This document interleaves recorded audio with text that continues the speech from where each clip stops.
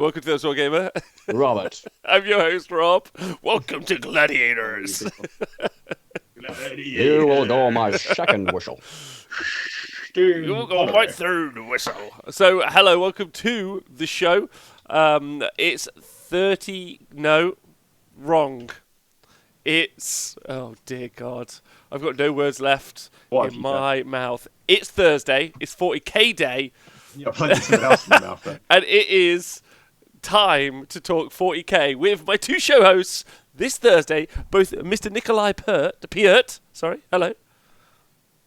Right, Bobby? and Mr. Tom, the Situation Leighton. Saying hi. Rograx. Yeah, Rograx Earthshade, which is his new hobby name. Here you go. Thank you for joining us. If you have joined us, thank you for listening to the podcast. Please stay hydrated, stay healthy, and also, thank you to everyone on the Oswald Gamer Patreon. You guys are the business. If the internet does break today, I apologise. If you're watching live, but we are getting some new internet thanks to some very awesome people over the past couple of days. Woohoo. New internet. Well, we're getting a load sharing router, is what we're getting, or router, if you're interested. I don't know why, but the dudes donated the money, so That's cool. Yeah. Do you know what that is? Basically, you put in several internets, and it shares the internet across it all to your computer. Exciting things. So rather than having one person lift our garbage internet's coffin, you have two you can have people. up to 4 people. Wow, yeah, that's amazing. You could double tag team it, which is just the best. Yeah. Anyway, so thanks for joining us, whoever you are. Today we are going to do some hobby because we just want to. I think that would be nice. All of us want to get through our backlog now because we all want to go play some 40k. We've got proper into painting. Yeah, all of us have. Nick's still been into painting, but we want to go play some 40k when we can. So I'm painting up a Mecha Jet Scrapjet. If you guys are interested, there's the start of it. Which is very cool. And Tom, Nick, what are you guys painting? I'm painting. So I'm painting some old school Lizardmen, Temple Guard / heroes / drum Saurus dudes and their bases. And that's what I'll be doing today. If I run out of those, I've got plenty of other stuff I can pick up, like maybe these skeleton So you dudes. painted 40k on the AOS stream, and now you're painting AOS on the 40k stream. Yep. Can anyone control you at this point, Nick? No. Okay, good. Tom, I'm going to ask you what you're painting in a second, but I want to say... I'm going to paint some bolt actions soon. Steady. But I just want to say hello to everyone who's popped into the chat. So K-Dread, Warhammer Rob, Tomb King Tristan, Greckle, and Grubby. What's going on? Brad Glover. It's all about painting today. But we're going to also be talking, in the backdrop of our painting, will be us discussing everything that's happened in the Psychic Awakening for Orcs. Is that correct, Tom? Nothing. Wrong. Some things happened. Okay, a couple of things happened. I'm painting up a model I never intend to use. I'm painting my. How does that feel? Like, how does that feel? Like painting up model? So that's the Horus Heresy Lehman Ross, right? Yeah. He's going to go on my shelf alongside. So I've got a top shelf with Lorgar and Gulliman on it, but that's VGW Gulliman. And then underneath it, I've got Magnus and Mortarion VGW ones, and then I'm just going to put this guy on that shelf as well. I don't know how it feels watching me just shake a 74-pound model around on a butt plug, but I can't imagine it feels good. Feels erotic. Well, Tom's new hobby name is the Agrax Earthshade, so please, if you do ever see him, refer to him as that. Tom, how have you been? I've been good, man. I've been good. I've got a lot of painting done. I went for a run today. That was terrible. Because I live in Sheffield, which means I ran up a lot of hills. I'm down a lot of hills. So good cardio, though. So you're saying it balanced out? Well, I've been eating pretty comfortably the last few days. Okay. It's definitely balanced out. The hills, coming down the hills is worse than going up the hills. Oh. Because coming down the hills, you need to make sure you don't roll down the hills. Look, I can show you now. I've just got a bunch of punctures in the hand. It's like fine. It's not too big, but I got a double puncture in one of these punctures. Oh, mate, I'm so sorry. So, yeah. Oh, no, it's fine, mate. We live on gravel roads. So when you fall on the roads, just like shreds you. It's like, the Have you ever watched like one of those programs like Traffic Cops or something? Yes. You know how they deploy the Yes. spikes? Well, all of Sheffield roads are just made of spikes. So all of the cars are completely immune to it, which is why we have such high crime. Good. Right, I was going to say hello to everyone in the chat. I seen Sutherland HD says, "Sup guys, perfect timing to accompany my washing up." So glad we can do that. The Wargaming Yes. the Wargaming Very says, good. "I've just got to baby to bed," so great timing. There's definitely different parts of the world there. Grubby, so far I've assembled Dominion squad with some Stormbolters as parts of a Celestine squad. Nice. Very nice. Evening to Guernsey in the chat. And also Desert Sketch says, "Have you seen the solo mission for AOS from Games Workshop?" I have. Have you guys seen that today? I haven't. No, what is that? Is it just like a mission where you play against the AI? No, as it were? it's just play their licensed computer games. Imagine having such little confidence in your own product that you're like, why don't you just play all the licensed computer games instead of our own games? Yeah,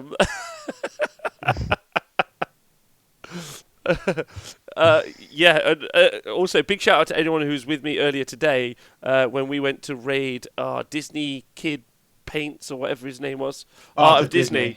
Lovely fellow who ended up getting quite emotional when we raided him, and Yeah, that was really nice, wasn't it? It was so lovely. It was great fun. Yeah, so did you guys see that? That you can play some computer games, tie-in computer games, including Space Marine if you want. Are you interested? I want to play Space Marine. I used to play that on the PS3 all the time. Yeah, it was a good game. You don't want to play Fire Warrior? Is it similar to Fire Warrior? No, Fire Warrior is a bit more weird. I've been playing some Dawn of War Dark Crusade though, with the Welsh team. That's been All right, fun. that's good. It turns out one of our players was once top 50 in the world for it, and we've all been getting absolutely splattered. Rubbish. No, it's not rubbish. It's good. I was out economying him and everything. It was great. Yeah, Dawn of War is pretty fun. We should play. We should do a stream of that maybe. When I get the good internet, Yeah, I play am Dawn of so War in Dark for that. Crusade. Let's do it. Yeah, 100%. I just want to say a big shout out to Dajin for subscribing. Thank you. Space Marine is boss. I loved Space Marine. I think maybe I played Space Marine before I ever got into Warhammer. Actually, thinking about it. I should get it on the PC so I can mod the crap out of it. Can you mod it? I didn't know you could mod it. Oh yeah, there's like a video of like quite a famous like gaming YouTuber who changed his Captain Titus to be just like a blood raven, just screaming at people. Nice. There you go. They did up a Troggoth mission too. I haven't seen the Troggoth mission, but I do know that I'll be talking it tomorrow on the Stream Street when I'm talking to Trog about Battletome Trog. So I think that Trog? Yeah, Trog. He's on the show. There you go. All right. So Tom, other than running, have you done any 40k this week? Have you been involved in any 40k? I didn't realise 40k counted as part of the running quota. No, not really. I've stripped some Nurglings down here.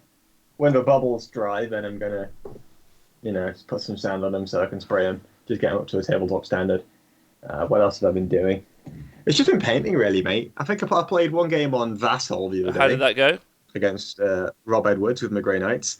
I inted turn 1 and did the wrong target. Like, my movement was all scuffed, which meant that my paladins ended up stuck in the wrong corner of the board, dealing with hits they weren't needed for.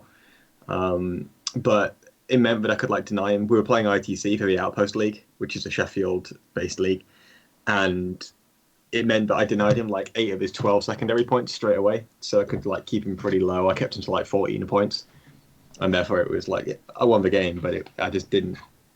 I wouldn't have been happy with how I played if I was playing that in a tournament. I guess I'm just a bit rusty, but I mean, you're also playing on a completely different medium, which is online, right? Yeah, totally. But I feel like I should be playing better than that. I was feeling, how I was saying a few months ago, I was feeling pretty good, but not playing for 3 or 4 weeks makes you shit. How about that? Thought? It would have thought. Yeah. Nick, what about yourself? Any 40k this week? I have not played any 40k, no. Not even on Tabletop Simulator. I've done plenty of 40k hobby, though. I finished off the Dippening Boys earlier this week. And I've made a really cool conversion that I'd like to show off Please. to everyone because I'm super pleased with how it turned out. So I've It's a made. leak. It's not a leak this time, no. What is it? That's the real question. Don't believe his lies. It is a so I've when I first played my orcs, I had a war boss on foot because he was quite cheap. But he's pretty important to the boys because he gives them running charge, and also I have the Evil Sun's Warlord trait Speed Freak, so they can retreat and charge as well, which I really liked. But he often struggled to keep up or get into combat himself. And then I played against a guy at one of the Hellstorm events, Matt, I think his name is. He plays orcs loads, and I played him with my knights, and he had this biker lord with the killer claw. Oh shit! With the killer claw. Nicholas. I just knocked it on my camera. That was all. The killer claw. So I decided to make my own biker dude. So here he is. If you guys can see him. Yeah, I saw that on Twitter. Yeah, he looks really great. Cool. Cheers, Death man. Killer Wartrike guy. We're going to talk about that in a bit, aren't we? Because Well, he's just a biker dude. I mean, I could maybe use him as the Death Killer Wartrike, but he's not really a tricycle. I modded the bike slightly, so he's just a knob on bike, which I've converted. that quite will a never lot. not make So me I've laugh. What, the Just knob? a knob on bike. Yeah, knob's it's funny. just a funny word. Like, yeah, Yeah. it is. Don't know why. It is. So, if you can see, I've always wanted to do Extended this the with an knob? orc bike. Now I've extended his wheel on the knob's bike. All right. Okay. So I've given my knob a bit of an extension here. Good. I've always wanted to do that. I don't know why. It just looks cool. I saw someone do it ages ago. It looks cool. It's kind of like more like a Harley Davidson style bike. It's out of focus, Nick. Nick, push it and I further also- away from the camera. Okay, Get your knob out the way. is that Yeah, more yeah, in hold focus there? Yeah, keep going. Yeah, that's fine. Well, I'll make it so it's big so people can see.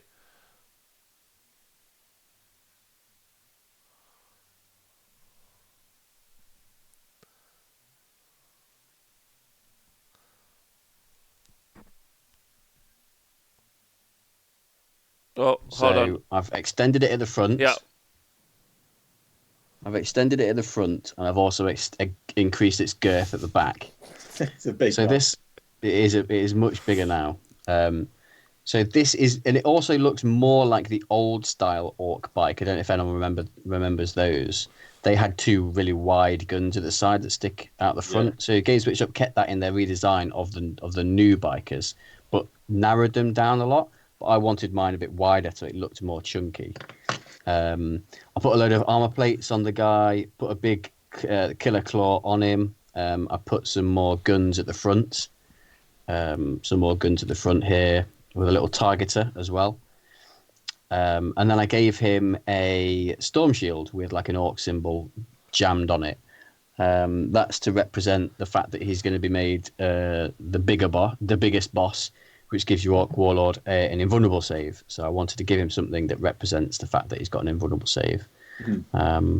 I painted it up a similar colour, chapter colour to my friend Paul's army, just as a bit of a fuck you to Paul. And then just painted a bit of snazzy bits on his killer claw there. And I used some weathering powders for one of the first Did you watch any times. tutorials or just 'Cause go I for thought- it?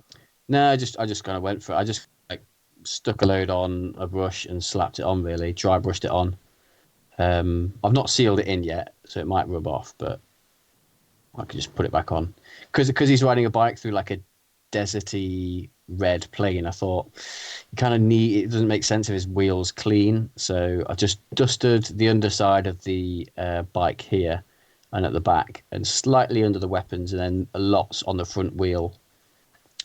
Just to obviously represent that he's been riding around in the Mars desert. Getting up to mischief. Yes, absolutely. So yeah, that's the biker knob that I've war boss. Well, biker to I was match really that, pleased with it, with to match sorting that, out. if that helps you, I was rooting around in my bits box because I knew somewhere that I had the Forge World Mega Knob, Orc War Boss on bike, and I did find him. So I'm just showing so this is the Forge World variant I've got. So if this Megajet Scrapjet doesn't get painted up quick enough, because I'm almost finished with my horrors. If you guys have been keeping track of the hobby I've been doing during the lockdown, I don't know why you would, but okay. I'm now moving on to doing some orky bits just for a little change of pace until I attack the blue horrors, which I'm not looking forward to because I've got 80 of those to do. Oh, Yeah. 80. I've got a few of us to be doing at I some know. point as well. So I'm just gonna. So I really want to do this Megajet, because once it's done, it's done. I really want to do an Orc War Boss on a bike, because once that's done, it's done. And they're both pieces that can just get played with in existing armies, which is rad. So looking forward to that. So yeah, that's it. And I hope everyone's well, by the way, wherever you're watching from, Facebook or live, and let us know what you're doing. But one of the things I also did this week is I also read The Psychic Awakening, and I won't lie, it's the first time I've read the narrative for one of the Psychic Awakenings since they came out, and it fucking sucked. Yeah, Really? awful. Like, So can you give us a brief history of what's the story? just nothing. There's just nothing. It just starts with there are some orcs, right? This is the narrative.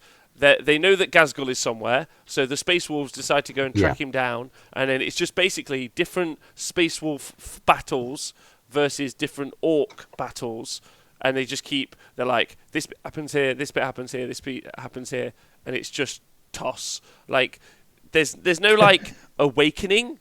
So There's no like awakening. There's Yeah. no like part of an ongoing story. There's really Like, yeah, there's a really cool bit where there's a giant battle bus. Like, it's like a huge like truck, and it's like got psychers, so like, Orc Meganobs, Weird Boys, sorry, like chained to the outside of it, and they're just like literally losing their fucking minds, and some Space Wolves get really close to it, and then it teleports the whole army away, which is kind of cool. But honestly, it just is really bad. So one of the things I then did was I've got some credits on Audible, and I went to find some of the 40k narrative books on Audible to try and download them, and I'm going to give them a listen. So I've downloaded Saga of the Beast. I've just started Flight of the Eisenstein. Oh, nice. Oh, from the Horus Heresy. Apparently it's really good. I don't think that one is good. Isn't it? I was told by everybody else it was really good, because it's Nathaniel Garrow, isn't it? Maybe. I don't know if that's the one I hated or didn't hate. I can't remember. There's one like, is that 5 or 6? It's 4. Yeah. 5 is Fulgrim. Oh yeah. I think that one sucks in my opinion. But you'll have to let us know next week when you. Yeah, it's a Graham McNeil. Like, Fulgrim is a Graham McNeil. No, I liked It was the first one I read as well. Fulgrim was good. I like Fulgrim. Yeah. In general, Psychic Awakening lore has been lacking, says Nicky de Williams. I figure they're saving it up for a new edition and new books. Yeah, but it's just literally was nothing. I learned nothing. There was nothing cool in it. I mean, the Battle Bus was okay, but like, if you were buying the Psychic Awakening book for even like an ongoing story, I'd be grossly disappointed. So I'm going to read backwards and see if there's anything to build up to. But I thought it was shit. However, I thought the rules were really cool. I really enjoyed reading through the rules. But that's a lot of money. Like, as a product, it's a lot of money to pitch for some rules, which are great, but we all know the rules are going to be freely available literally like days later.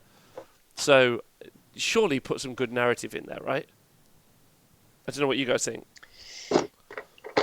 Yeah, that's a bit disappointing. Particularly, it's just battles. You want if in a story you want something shocking to happen or something cool to happen, Or something invested. Yeah, it needs to be invested. Yeah, somewhere. not just lots of battle scenes. And that's all it was. Bolt upon. Yeah. So I wouldn't. So if any of you are thinking it, for that, I wouldn't. But I will read backwards because I've got a little bit of time to do so. So I'm into that. But Nick, why don't you put your microphone in the bits box? Sorry, I've decided that I can't paint my lizard men with the camera on them. It makes it too awkward. The hand position. Okay. So I'm just getting some stuff out that I'm going to do some sculpting on. Oh, nice. Okay.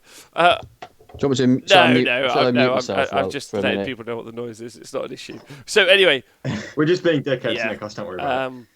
I'm being as quiet as I can. So apparently there's also some Black Library weekly 99 cent sales. I'm not sure about that, but Anyway, so the law was shit, which is a shame. And I think of the three of us, I'm probably one of the only people that was going to attack that to give it a review.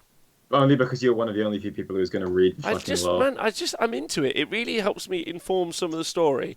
It informs my games, to be honest. And I don't know if you've read the Saga of the Beast series. Here it is again. What's that? Anyway, that made me like orcs loads more and it? assassins. So I'm just saying, they should do that. If they write great stories, you're more likely to buy things, I think. I'm just going to say that out loud. Okay, but should we talk about the rules? Or equally, I think if they paint nice pictures, like I think I've said before on the show, like the artwork is something that inspires me so much to like build and paint stuff. Absolutely. Having really good artwork is really important. I think it really it sells not just the aesthetic, but the scene, I think, to people. So yeah, should we talk through the rules, because the rules are incredible, and I don't want to spoil it. I don't want to spoiler it for you, but we need to quickly talk about what happened at the weekend. Games Workshop did a reveal show, which was really exciting for someone, and it was exciting for all of 30 minutes while we waited for the stream to come online. But while we were waiting for that to occur, there was a hero, there was a legend who jumped in the chat who demanded, nay implored, that Stompers be 500 points, which obviously now is my crusade and quest also. I've joined that young man in whatever his heroic deed needs to be.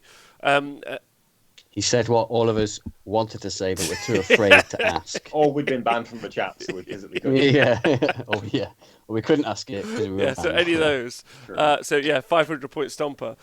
But I just want you to know, I've read the rules for Psychic Awakening. Tom and Nick know this a little bit already. But I reckon a Stomper could be not a terrible choice in a competitive list at the moment. If you go first. That's an important point to make. Well, even then, I think it's okay even if you don't. Yeah. It's just expensive. Or it could, right, okay, let me rephrase that. It could be not terrible.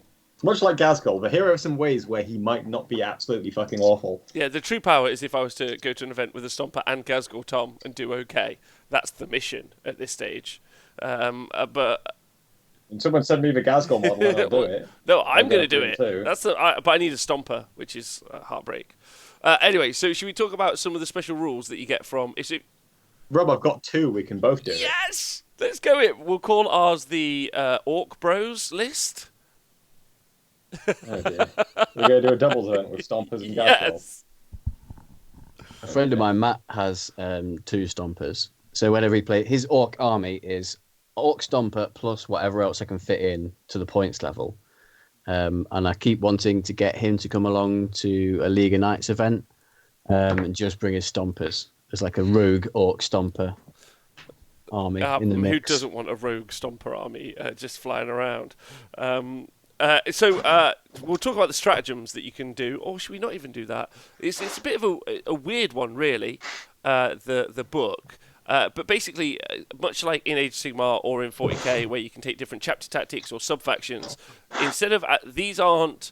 Unlike the Space Marines, these aren't additional sub-faction rules. These are just additional sub-factions you can take from the core Orc book. So if you want to play Orcs, you could play, Goths, or you could play, one of those sub-factions. But now, there's also some additional sub-factions that you can take in the Psychic Awakening. Wait, are we skipping straight to the instead? Extra well, I think that's the right place to go. Let me just flip the book across. It seems to make sense. So they're called specialist mobs, but you effectively just get to... Your whole army has to be the specialist mob as well, which is a bit of an issue. But they're not. Your whole army has to be it. If your army is Battleforged, all clan units from an Orc detachment... Oh, no, sorry, just...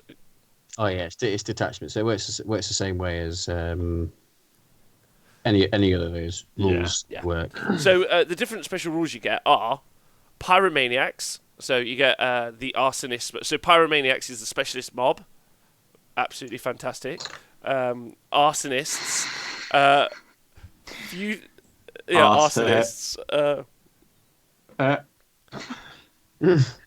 You can't call them that anymore. I'm not sure what's. But Brad Glover says we went to the Warhammer World Team event. A friend of mine took a stomper and 2 Killbuster tanks. It was a 3-model army. Nice. Also, big shout out to Sorry Again and Wolf Priest Carl being in the room. So the special rule that you get if you go for your army being Pyromaniacs is you can re-roll any and all of the dice when determining the number of shots made for burners, scorchers, burner bottles, so burner weapons basically. When resolving an attack made with a melee profile of a burner equipped on a model with a subculture, you can re-roll the wound roll. When resolving the burner bombs ability for a unit with a subculture, you can add 1 to each roll. So Nick, you've played with burner boys in this edition. What do you think? Mm-hmm. I have played with Burner Boys in this edition, and they're pretty weak because obviously they've got all the limitations of a flamer. It's only 8-inch range, so you've got to get up close and personal. And orcs getting up close and personal, you're either within 1 inch or you're outside of 9, right? Sorry, you're either within 1 inch or you're outside of 9 pretty much all of the time. Yeah, and like because they're not particularly resilient. Toughness 4 with like a 6-up save, so. If you're gonna, I think you either got a foot slug across the board or go across in like a truck, and then you're investing extra points in like a truck or a battle wagon or something like that, just to get some flamer shots that are also strength 4 AP dash. So I mean, obviously they're good against like killing like hordes of like light infantry with not much of a save. But I only really played them because I had this idea of putting Burner Boys or something in a Chinook, and then flying them around. In a Chinook, if you're going first, I think they're good because the Chinook can advance a flat 6. I think you can go 24 inches across the board and then flame something. I've got an idea. Can you take your Chinook, fly it across the board, blow it up in your own turn, drop all the Burner Boys out, and then flame something? Yes. Possibly. You could, but I don't know when does the explode at the end of the movement phase. Boom. So you could do that, but if you're flying your Chinook across the board, I don't know. I feel like you just may as well keep them in there because it forces your opponent to have to deal with a Chinook. There's my Chinook. Here we go. Nice, thank you. There's an Orc Commando squad based in there. Evening to the big goldfish, by the way. Hope you're well. Carry on, Nick.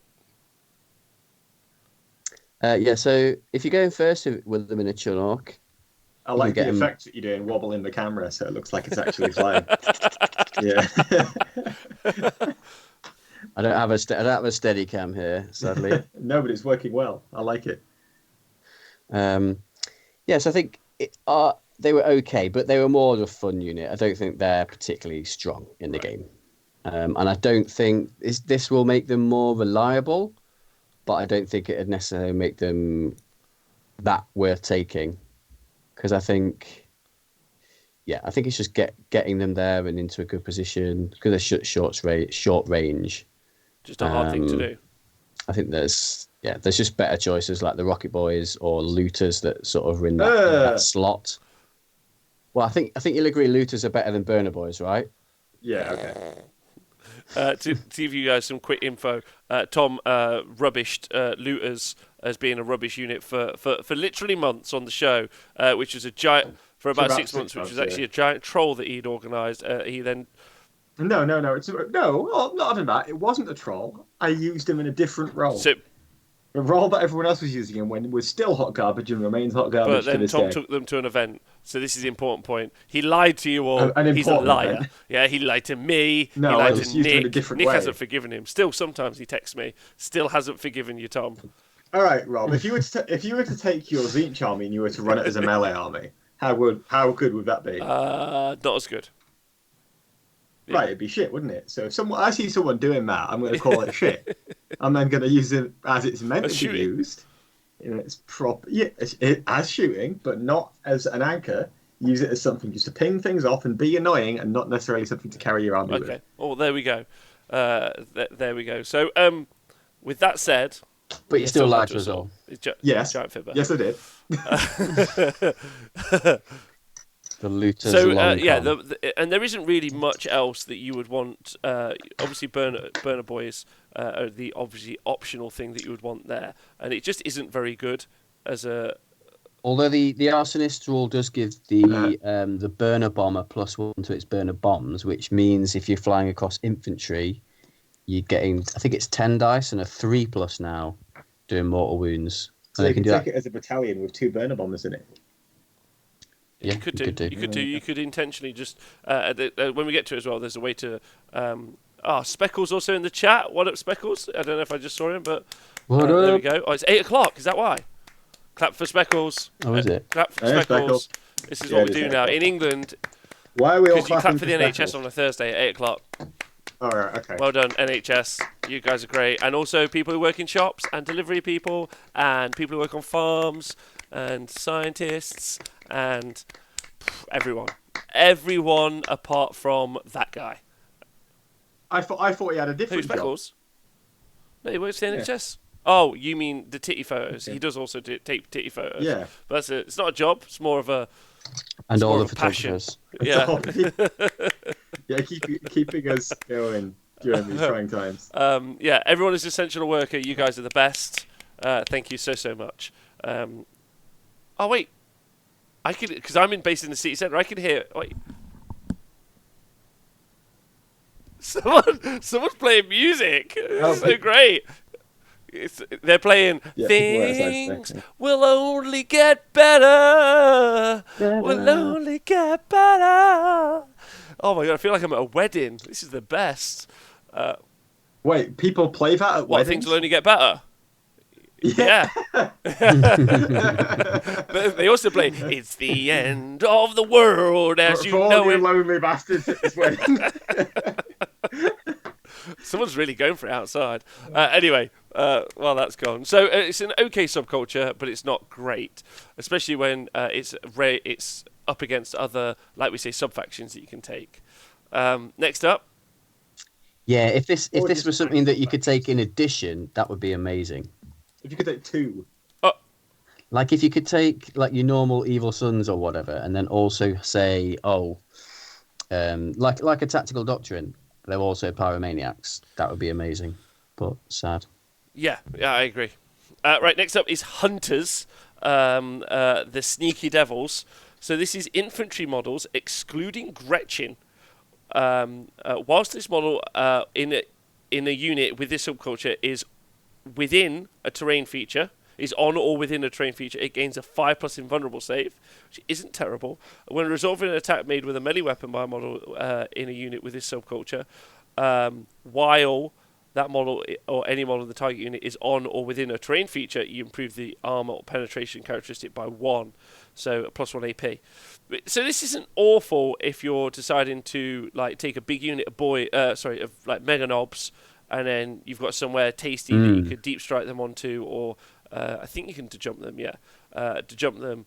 Yeah, you can just jump mega knobs. Yeah, so you could do that, but it just isn't. It just doesn't. It doesn't do enough because it requires there to be terrain involved, and it's just not a positive, Yeah. right? Yeah, there's too many boxes you need to tick. Yeah, I would agree with that statement. So yeah, not.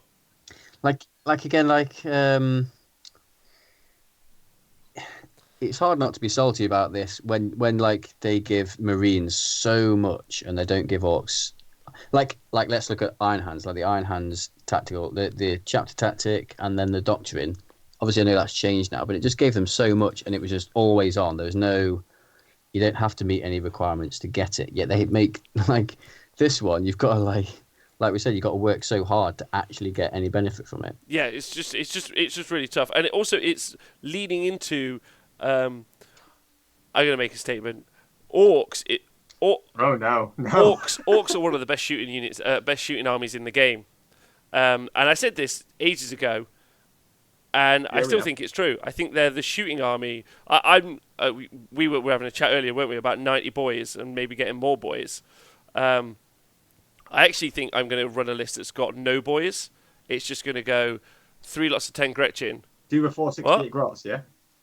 You can just do that 468 grot list. Yeah, I don't know. I'm not. Yeah, Do it, pussy. I'm not doing 468 grass. No, but what I was saying is I might just take the like 600 to 700 points I save in Orc Boys and just get my special guns I already have, looters, tank busters, just a gun line, just like, do you know what I mean? Just like, bam. Not as many boys, which I know that's. I think it's a bit of a one trick, and I don't think it's overly clever. But I do think that's actually a real good way you could go with an Orc army, and would be really fun to play. I don't know. That's what I think anyway. Right. Was that all the mech guns obviously. in there as well? So you start with the 18 mech guns, and then you add the looters, who are great. You add, but yeah, okay. But you add them. You could even add the Stomper, like based on what we were talking about yesterday. But you could just add like a burner bomber that's going to go in and destroy stuff. Tank busters, even flash gits. Like there's a good stratagem for flash gits in here. Yeah, flash gits are good. Yeah, they're really good. So yeah. Can I make a statement now? I think that mech guns need to change to be a unit of 3 max, not 6. Why? I think they're crazy good for their points, and they're so hard to deal with because they split into so many little units that are like, it's still toughness 5, 6 wound vehicle. Come on, man! Orcs don't need. I think they're crazy good. Do you think? Do you think orcs need a nerf? I think we're one of the better armies in the game. I don't think they need a nerf, but we're one of the better armies in the game. Right. But yeah, you're probably right, Nick. Right. They probably are obnoxious, the mech guns, truth be told. I feel like they're obnoxious for their points, so like you can do that and it doesn't really change anything. Remember, I was taking like 6 to the ETC rather than a full complement because I preferred having those boys anyway. I don't think mech guns are actually mandatory for an orc army, so I don't think dropping them down changes that much. I think you just need to increase the points or decrease the wounds. You could decrease the wounds to 4 and then increase the points to 40 and you'd be fine. Fair points, all well made. Okay, but what we're talking about, hunters, sneaky devils, not a good subculture. No good, but I think you could use it for, like, if you really, really wanted to run a unit of Mega Knobs, like MSU style maybe, and then just have like a small detachment as hunters, like a HQ, a couple of units of elites, and some Mega Knobs. That could, that could be a fun little detachment maybe. Mm-hmm. Yeah. Right. So the next one is Boom Boys. Blow it up, Boom Boys. This one's going to have some controversy. Okay. Well, I don't know. We'll see. So improve the strength and armor penetration characteristics of rocket and stick bomb weapons. These are weapons that have the rocket stick bomb in their profile. Wing missiles, cannons, kill cannons, def cannons, deboomer and lobbers equipped on models with this subculture. And you improve their AP by 1. And you also improve their strength by 1. Note that the combi weapons, this only applies to the rocket launcher profile. So +1 strength and +1 AP. What are your thoughts? I like this one. I don't think it's a good army-wide one. Again, I think it's good for a little detachment with like a HQ, couple of units, and I think I would only really use it for tank busters. I think I would either have a unit of 10 coming down in the Chinook so you can deep strike them, or you could just go big unit of 15 and use the teleporter stratagem to deep strike them in, drop them down, more dacker them, because tank busters re-roll hits anyway. So if you more dacker them, then you're hitting on 5s, re-rolling all your hits as long as you're shooting at the vehicle, generating loads of hits that are now strength 9, AP 3, damage 3. I think that could do some business versus a knight or just another big vehicle. So my question on this was, is it better than Bad Moons? Better at taking out... Just as a better... So let's say you have like a detachment with your tank busters in it, right? Well, now if you're doing that and you want to take this, you'd probably end up taking them in a battalion with 3 squads of Gretchen rather than 3 squads of boys because you want your evil sons in the... not evil sons, your boys in the evil sons detachment, right? So that's already one thing that you're doing. So let's say you've got that. Okay, fine. I've put them in this detachment. That's one of 3 detachments. That's 3 squads of Gretchen, some tank busters, and then 2 weird boys maybe. Okay, so maybe 2 detachments are going to look like an Evil Sun's detachment and maybe a Bad Moons detachment. Fine. And then you have a question of, well, if I want a shock attack gun, you'd probably have to put it in this detachment, I guess. And then you'd make the entire detachment a Dread War. Mm-hmm. So you can double fire either this or you can double fire the shock attack gun, right? So actually, someone pointed out to me on Twitter, you can't actually fire the tank busters twice with the Dread War because it specifies which units get that keyword. Right. There we go. So if you want to fire twice, you need to be Bad Moons. Okay, so is this better than fire twice? No. Is the question. Is it better than reroll all hit rolls? Also no. So, Scott Freddy, thanks for subscribing. What do you reroll? Scott Freddy, reroll all hit rolls? Get your fucking Evil Sons. big dick energy out. Thanks for subscribing. Isn't that on a vehicle? We'll get to that in a bit. It is on a vehicle. I think it's only on a vehicle. So it doesn't matter then. So is it better than double fire then? No. Because they already re-roll hits. But listen, I think truthfully, there's very few of these that when you compare them, so the main one that we're talking about, which is a culture or a sub-faction rule, is obviously the +1 to charge. By the way, just to clarify, I'm not saying it's worse than Bad Moons. I'm not saying it is, because this is free, whereas Bad Moons for firing twice is 2 CP. So delightful. Yeah. So yeah, you're either Bad Moons. Are you Daka in them as well? You could Mordaka them. So more Daka fire twice, 4 CP. Yeah, or just Mordaka for 2 CP. Yeah. So, but you do get reroll 1s with the Bad Moons as well. So the question is, do you have a CP to spare to put into your tank busters? If you do, then you can use Bad Moons. If you don't, then you can use this. It's just another option. How many in a squad are we assuming? Because I'm going to do the math. 15 tank busters. 15. Yeah.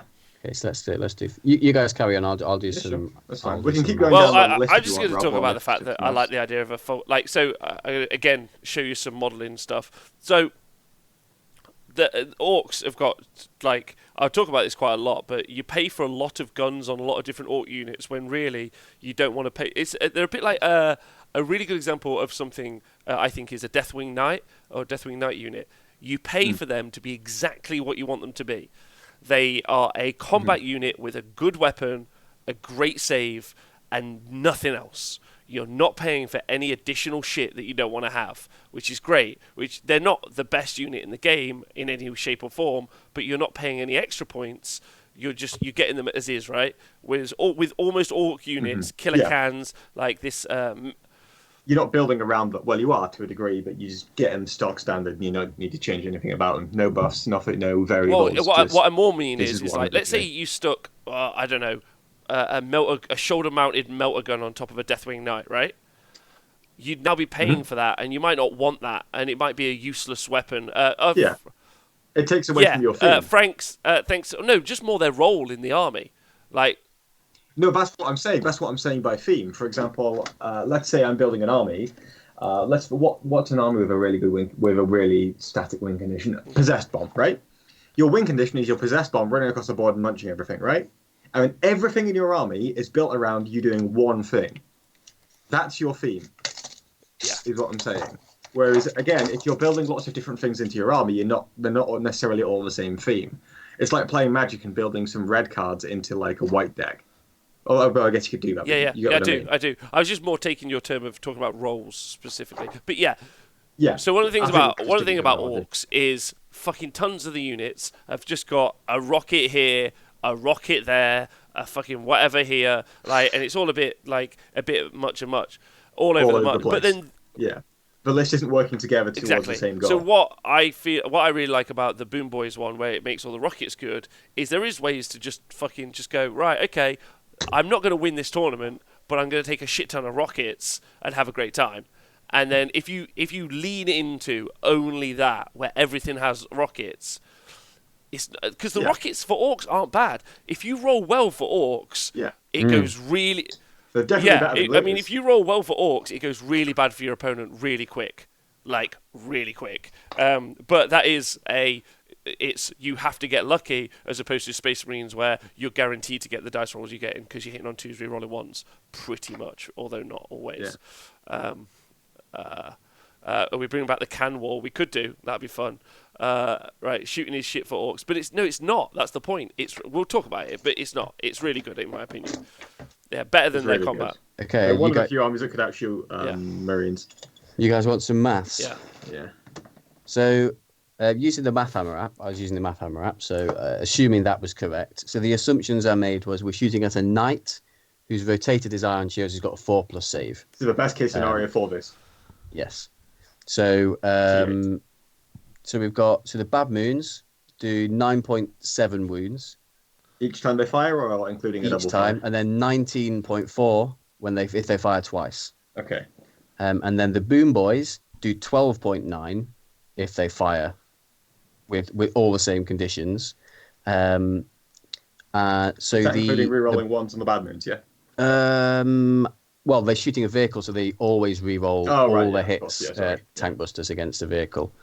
So the Boom Boys are slightly more efficient for your CP, 6.48 damage per CP, and the Bad Moons are 4.8 damage per CP. Yeah. But obviously, so the Bad Moons do more damage, but the Boom Boys are slightly more efficient for your CP. Yeah. Okay, there you go. So again, it's what you value. And that comes into plotting your list, right? So I've been talking with someone about making a Blood Angels list, and a lot of it came down to, well, what are we going to... Because Blood Angels obviously guzzle a lot of CP if you use them just completely aggressively. Mm-hmm. So the question was, well, how many CP are you planning on using? Therefore, how many do you need to put into your army? So we were plotting out where the CP is going. And if you find that you need those CP for something else, then you can take the Boom Boys rather than the Bad Moons, right? So it's entirely about where you can allocate those CP. And with Orcs, you need triple battalion pretty much all the time. Yeah, and I think because more Daka's so good, I think you also need to think when you plan your list what unit you're going to use that on and when. So you can have a unit. Do you want to explain what that is out, Nick, to people, just in case they've not experienced Orcs before? So Orcs have the Daka rule. So if they're shooting and they roll a 6, that generates an extra shot. So you have to roll to hit, etc. But the more Daka is a 2 CP stratagem. So when they shoot, they generate extra shots on a 5 and a 6, and also they ignore any modifiers. So if Eldar Plane has got your -3, that doesn't matter. You're always hitting on 5s and 6s. Okay. So it's a really key stratagem to Orcs. So it's one to consider when you're writing your army list. Like I said, when and what you're going to use it on.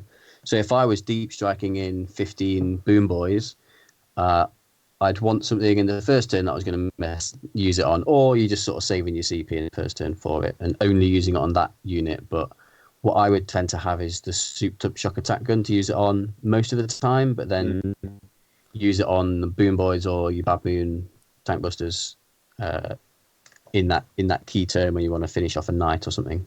Totally. Good explanations. Thanks very much. Thank you also to Do.8 and donating 100 bits to the show to get Nikos over the Necron line. There we go. Good. And then Frank is also in the house. He's subscribed and he's super up for Orcs being the best. Agreed. Orcs are the best. Right, next up. I don't think there's none. question Next one is the Flyboys subculture. So this is Crucial Velocity is their special rule. Fly models only. When resolving an attack made with a ranged weapon against a unit with this subculture by a model that is more than 1 inch away, that unit is treated as having the benefit of cover for its saving throw. When resolving an attack made with a melee weapon against the unit with the subculture in a turn in which it was more than 1 inch away from enemy units at the start of the preceding charge phase, subtract 1 from the hit roll. So I literally gave up reading this halfway through when I first read it the first time. But all we can say is that this is pointless and we should just move on very quickly. Yeah. I think it might be okay. Okay is a very extreme word for it. But like, if you have a flyer detachment, giving them a 3+ save, is that? No, really I can't see this being worthwhile in any way, shape, or form. No, it's also one of those annoying rules. Like, whenever I'm playing Alpha Legion with my Chaos Space Marines, it is one of those tedious things to have to manage to keep reminding your opponent, oh, by the way, they're one I just want to hit. oh, by the way, they're -1 to hit. And this is one of those rules where it's like you got to keep reminding your opponent, oh, they've got +1 save because you're over 1 inch away. But the most tedious one is the combat thing. Yes. Oh, did you start? Let's go back and re-roll that because actually I forgot that you were actually -1. So it's not good in any way, shape, or form. It's almost worthless compared to everything else you can do. So I'm against it. Next up, I have to shoot, guys. See you later, War Master. Fuck you, buddy. War Master. Right. Next up, grot mobs, the cheeky zoggers. Now, this is you. By the way, boys, this is where I live now. I'm a grot mob. I'm a cheeky zogger. That's all I'm going to tell you. Yeah, it was just yeah. Let me read. Can I read the narrative of this one? Oh, Valerie, thanks for donating 50 bits. And then he said, I'm going to read it. I'll make sure I read this out correctly. Eldar suck balls. Okay, yeah, that's true. what I read. Right, anyway. I really enjoy how much Wolf Priest Kajal is just in the chat and just only says Wolf Priest things the entire chat.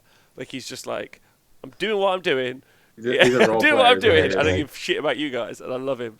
Right, so grot mobs, cheeky zoggers. Life in Orcish culture is harsh, the strong dominating the weak at every turn. For Gretchen, this is experienced more than... Yeah. This sounds familiar. For Gretchen, this is experienced more than most, and the embittered greenskins love nothing more than to gang up on others to take out their frustrations, bullies. So Gretchen models only. Models in this unit with the subculture gain a 6+ invulnerable save when resolving an attack with a vehicle model in a unit with this subculture. See mech guns. Reroll a hit roll of 1. What part of them looked at Gretchen and thought, they suck. They need an improvement. This feels like a playtester who has 18 mech guns and was like, I reckon we need reroll 1s on Gretchen. No, this sounds like Nick Rose is doing. Like, so around last year there was this list going around. I sent it to the Canadians and it was like 468 grots, which is what I was talking about. I was like, oh well, you're never going to kill that. It's too many. Well, now 1 in every 6 grots you would have killed is going to live. Didn't Lawrence Baker make that list? Yes, mate. It's a Lawrence Baker list. True. Anyway, I sent it to the Canadian captain, and then the next thing I know, the Americans are playing with like 300 Gretchen of the ETC. It's like, Oh, no, wait a minute. I also posted it in my Welsh chat, and in that chat is a guy called Nick Rose who plays for America, so you might have just picked it up from there. Fucking Americans, stealing Tom Layton's lists. Yeah, stealing my list again. Disgusting. Bastard. Tippy top of Big Ben's cock. Anyway, if you guys are interested, this is incredibly good if you are someone who already owns 18 mech guns, as I am. I own 18 mech guns. Are in this shoebox. Do you want to see I don't. But yeah, this is really good because obviously those mech guns are crazy competitive and crazy good, and that's just a huge bonus. So I'm a massive fan of that, and works out really well for me. They've become even more obnoxious. Gives me a huge bonus. They've become even more obnoxious. Nick, you played against them just before the lockdown, and wasn't the most fun experience, was it? Yes. It might have been slightly different had I had any long-range anti-tank shooting, because my list didn't. It was mostly combat and bolters, so I wasn't that well equipped to take them on. That's true. So it'd be interesting to see how they fare against a different style of list. But they are just still, like I said a bit earlier, they're quite difficult to deal with just because you've got to split your fire. Like, I think it poses target allocation difficulties for you because you either overcommit or undercommit. I think it's hard to get exactly the right balance of where you put your anti-tank. And they're just 18 things. You've 18 got to kill things. Yeah, so I've had a question in the chat, and I think I want to answer it. What's up, Datless, in the chat? What's up, Grot Gang? Woohoo! Honestly, I'm so hyped to see you guys and talk to you guys. I really enjoyed talking to you guys every Saturday as well, Nick. Like, doing this more often is better than doing it less, like, more than once a week. It just gets better. The Saturday 3 hour. Yeah, but it just gets better the more you do it, in my opinion. Right, I am off to go and Battlescribe, best apt of 2020, some grot tanks, because I don't know if any of you know what the rules are for the grot tanks. Do you guys know? I've seen grot tank models. They're really cool, and they're a really cool conversion opportunity. Excuse me. You keep talking. So my desire to know more has intensified. As the proud owner of possibly 12 grot tanks, which I'm currently showing on the screen, I am going to. They are They're just sick. great, aren't they? I'm gonna go Google them. Yeah. I've seen someone on Twitter making them out of old Games Workshop Crystals? paint pots. Oh. No, out of paint pots because they're kind of the right size. So I think and they kind of already had like a can style like lid thing. So if anyone just fancies making a cool conversion project, I think old Games Workshop paint pots are a nice base for a grot tank. Agreed. All right, grot tanks. The rules for a grot tank, I'm going to try and find it, is so they already have a 6+ invulnerable save. So taking them in grot mobs is useless because, well, not useless, but Apart from real real ones to ones hit. to hit. They only move. Oh, Valerie, thanks for donating another 50 bits. And he says, Eldar are the best, and the Harlequins will rock your world. Well, so did you also hear? Did you also hear the rumours that Harlequins only get their psychic awakening in the in White Dwarf? They don't get their own book. Can we ban Valerie from the chat, please? Because No, because that'd be me. orcs are the best. Yeah. Also, big up to Andy Dunn in the chat. Right. So grot tanks, they move 2d6 inches. That's already a bit of an issue. They're ballistic skill 4+. They are toughness 5, and they've got a 4-up save with a 6-up invulnerable save, and they're all equipped with big shooters, unless you can equip them with something else, which is assault 3, strength 5, no AP, damage 1. So pretty. How many points Pretty are they? shit. You get 1, 2, 3, 4. They're 35 points each. That's cool. For 4 wounds at toughness 5, and then they move 2d6 inches, and then grot tanks have a 6+ invulnerable save. That's it. I don't think. So they're faster moving mech guns, just without the guns. Just seeing if you can change them. You could change them from having a big shooter to a Grotzuka. Yeah. I'll go through all the expensive. lists. Which a Grotzuka is 10 points. A custom Mega Blaster, which is 9 points. You can have a rocket launcher. Oh my god!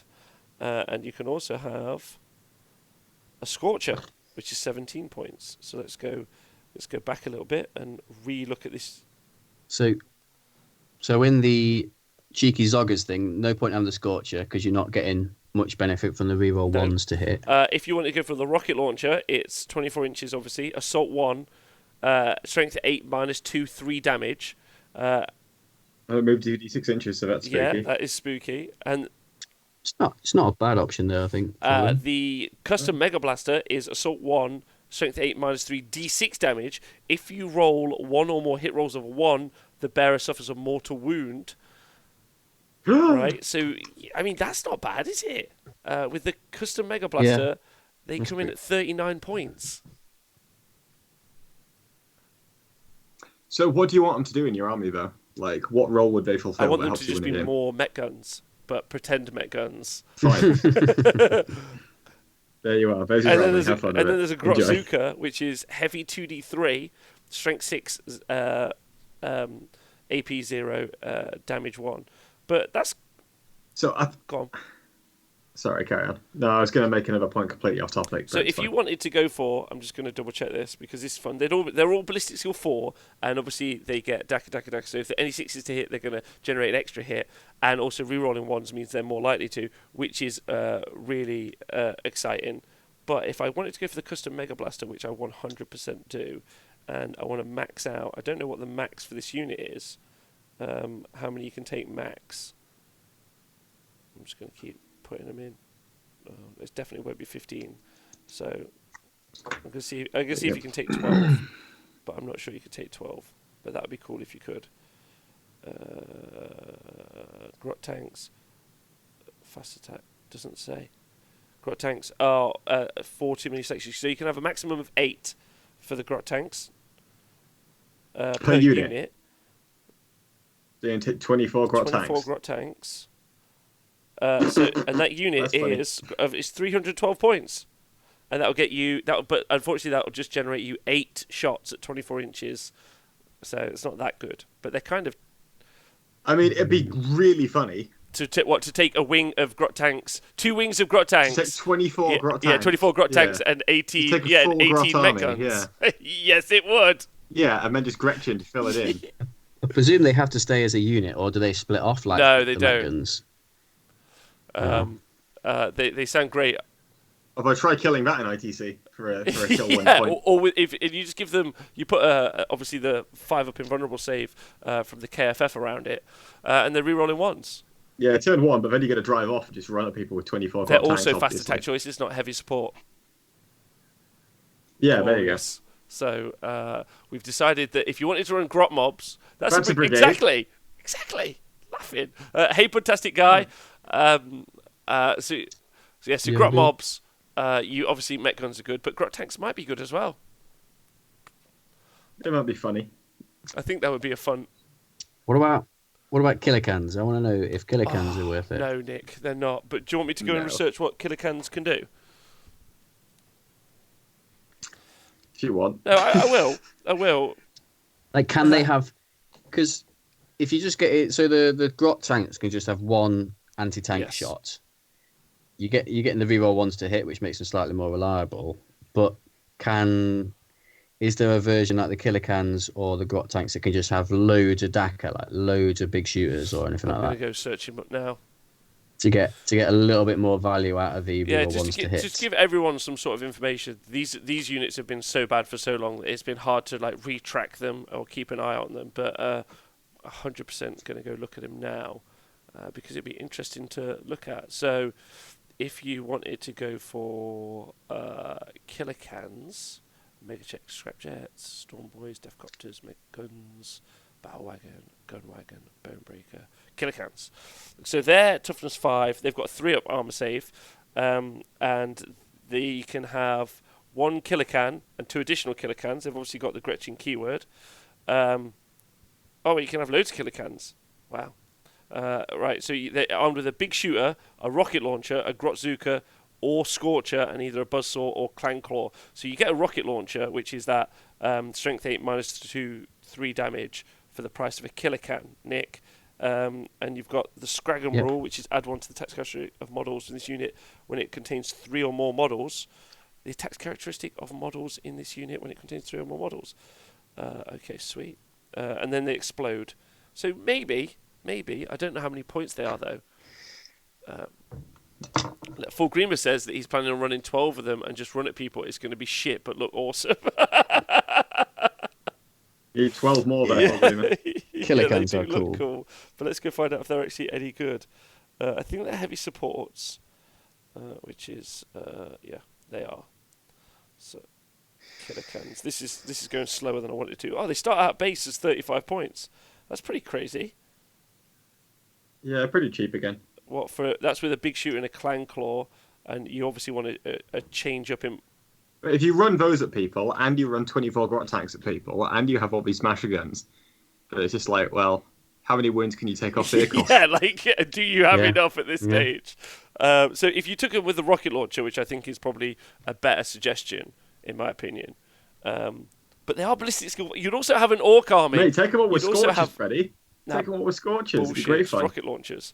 42 points per one for toughness 5 with a 3-up armor save, and obviously you could give them a 5-up invulnerable save. Oh my god, are these good? Could you... No. They've got 5 wounds as well. So? They do. Because if you had...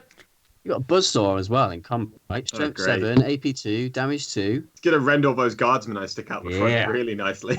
I think there's...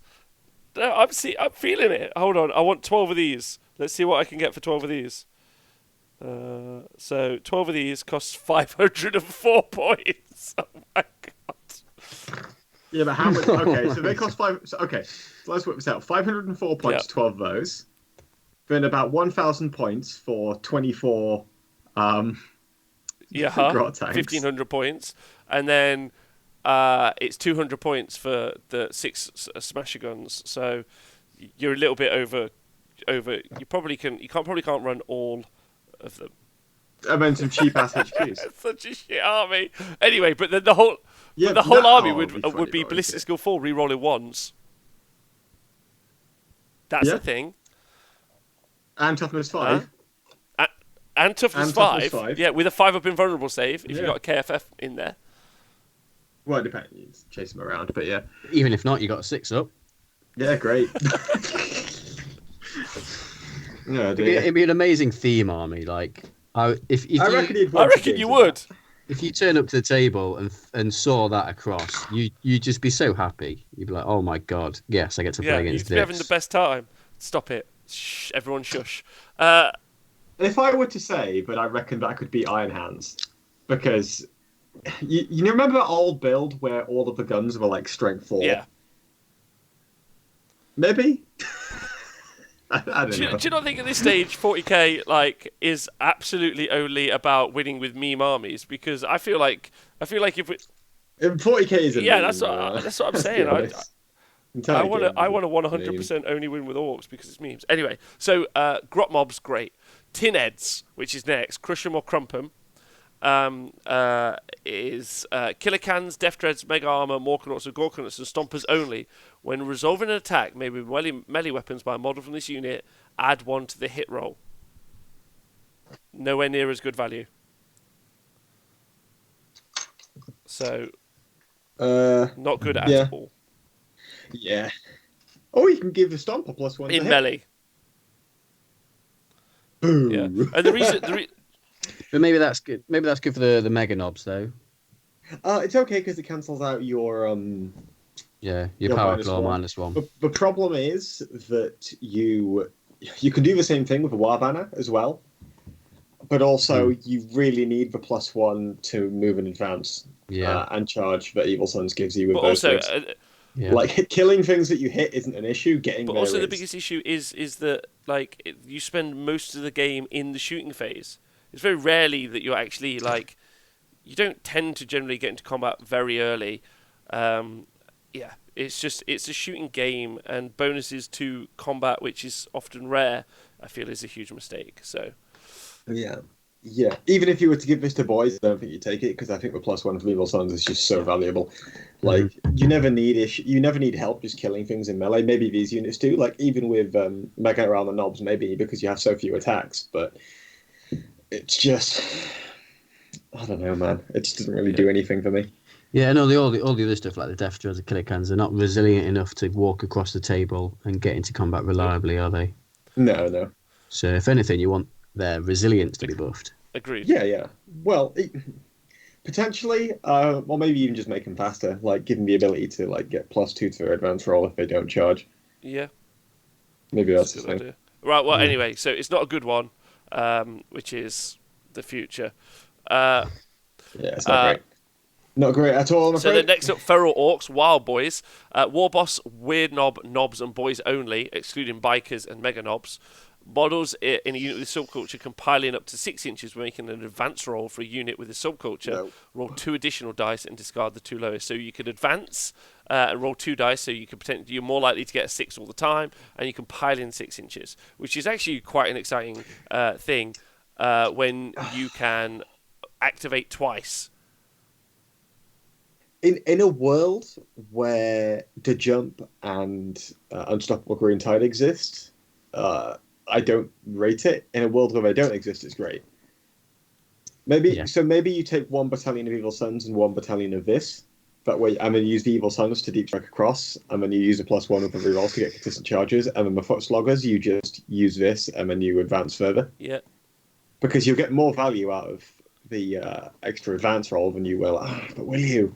You're losing out on so many +1s. So the biggest problem that I think you're going to find with that Yeah, you will. is You that will. the pile in 6 inches is an amazing piece of like tech to have inside of an army book. Problematically though, orcs actually don't weirdly have very many great combat units that they want to pile in 6 inches. Like It's mainly about tagging things. I'm not even looking at it from the perspective of, oh yeah, I really like that And pile in wrapping 6 things up. inches. I really like it from the perspective of the advance roll. okay, That's what I like, right? So, for example, if I'm slugging boys across, is it better for me to be moving 6 inches with d6 +1 inch advance, Or is it better for me to be moving 5 inches with 2d6, pick the highest advance? Yeah. Okay. There we go. And then you've got the +1 to charge as well, so you're getting like But also, you don't get get to do it on bikers or mega. I think the average is about the same, isn't it? Yeah, this is what I'm saying. Yeah. This is what I'm saying. But the reason why Evil Suns is like really good is because it allows you to deep strike and charge consistently on an 8, re-rolling 1 or both of the dice. Yeah. Yeah, I definitely don't think it is better than Evil Suns, absolutely. No. Okay. So what I was suggesting was, well, maybe you just take 2 battalions. You take one battalion that's designed to deep strike across, and then you take one battalion that's designed to do this, but you can't control what you're going to Unstoppable Green Tide. So I think it's just better to just go 2 squads of Evil Suns, because it isn't so much of an upgrade over Evil Suns for running across the board, but it's Oh, thanks, worth Valerie. Right? It's actually 3d6, and you pick the highest. Pick the highest then. It doesn't really change too much. And discard 2 of the results. So you're almost all guaranteed to get the 6. But yeah, I don't think it's very good. So there you go. So Mad Boys. Yeah. It's Mad not Boys that Frantic. One Infantry and extra biker units only, excluding Gretchen. At the start of each battle round, roll 1d3 and consult the table below to establish what effect applies to units with this subculture until the end of the battle round. This roll cannot be re-rolled. So you've got Moronics. When resolving an attack that targets a unit with this subculture, add 1 to the saving throw. Invulnerable saves are unaffected. Nutters, units with this subculture, automatically pass morale tests. And then Frenzies, add 1 to the strength characteristic of models unit with the subculture. So this is just out and out rubbish, but quite kind of fun. Yes, it is. Yeah, +1 strength is okay. +1 strength is fine. The problem is, okay, let's say if I was able to take this and I could guarantee I got any one of those. Well, let's say I could guarantee I could take Moronics. Well, if I really wanted that, I'd just take the one like from much earlier, right? So no, I don't want that. It's terrible. Then Nutters, yeah, that's kind of good. That's kind of nice, but it's going to save you like 2 CP in a turn. It's like at best, it's just not very good. But +1 strength is really nice, but it's just because it's inconsistent and it's still so it's situational and inconsistent. So you want it for hitting things like knights, you want it for hitting things like Death Watch, those kinds of armies. That's really valuable, but again, it's a 1 in 3 chance. And then you're losing Evil Suns again. So this is the problem that orcs have. Like their stock cultures are so good. Whenever you look at these, you just have to compare them to the stock ones. And I don't think that in general they stack up too well. Yeah, I'd agree with that, absolutely. Okay. I think for me, the Boom Boys is the only one. Well, actually, the Boom Boys and the Cheeky Zoggers are probably the only 2 that I'd consider. Yeah, and we've discussed those where like 6. It's a toss up, right? And even then, again, it's about what you're going to be hitting, so it's local matter as well. Yeah, fair enough. Right, next up, so that's the subcultures. So those are the subcultures that you can use, which is cool. And then we're going to talk about so there's custom jobs. So you can give some vehicles, you can give a custom job to your, if your army includes 1 or more Mech Boy Workshop, you can give one of the following custom jobs to an Orc unit from your army. You can take custom jobs using the custom job stratagem as well, which is another way to do it, which costs you some CP. We'll talk about those in a minute because there's some cool ones. But talk about the psychic powers right now because I think that's a really cool thing. It'll change what we talk about. So you've got you've got a new psychic power for each of the. This is where it gets super weird. So you write a book with brand new subcultures in, yeah, and then you give psychic powers to the things in the codex. Yep. Yeah, really weird, isn't it? Just dumb. So when we're discussing this, is probably best we discuss them assuming that warp charge is -3 to what it actually says here, just because of weird boys, because orcs have such good psychers. Yeah. Well, yeah. It's good explaining that out as well, just for people who haven't played orcs before, Tom. So if you're playing orcs and you're a weird boy, you get a +1 to your psychic power psychic test for every 10 boys within 10 inches. So normally if you just have one squad of 30 boys, then you just get a +3 to your psychic test because that's the cap. Okay, perfect. Right, so Goths. So can you guys remember what the clan culture ability is for Goths? Yeah, Goths is the same as Space Wolves combat doctrine, so whenever you get a 6 to hit in close combat, you get an extra hit. There you go, that's what the Goths one is. Their psychic power, though, is cast on a 6, so as Tom said, more than likely cast on a 3.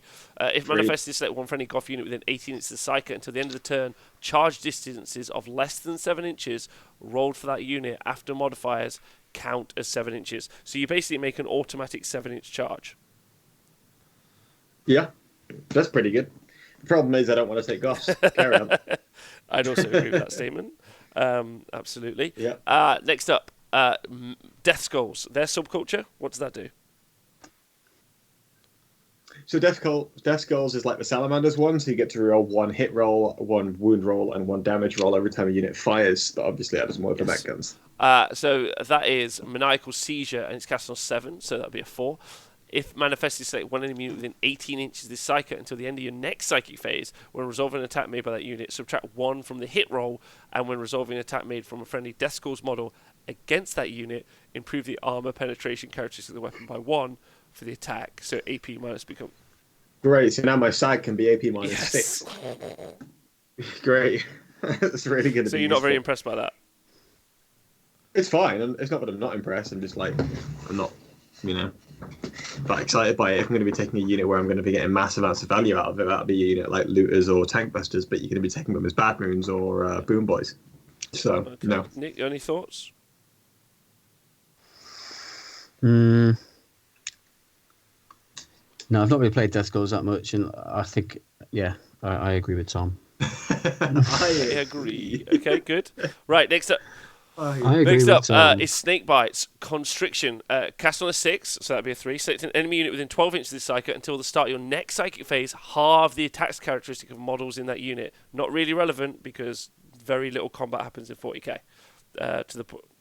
Oh yeah, and what's the Snake Bites? Their own subculture. You're talking about Bad Moons? About Snake Bites. I think you missed one Oh, out. Oh, we sorry, missed I it. missed matter. one. I'll go back. Snake Bites is like a 6 of Feel No Pain, Okay, and this spell is rubbish. I believe. Is it? I don't know. Yes. Snake Bites. Is it? Oh, okay. Yes, yeah. Okay. Pity Able Sons is the thing, otherwise you might see that.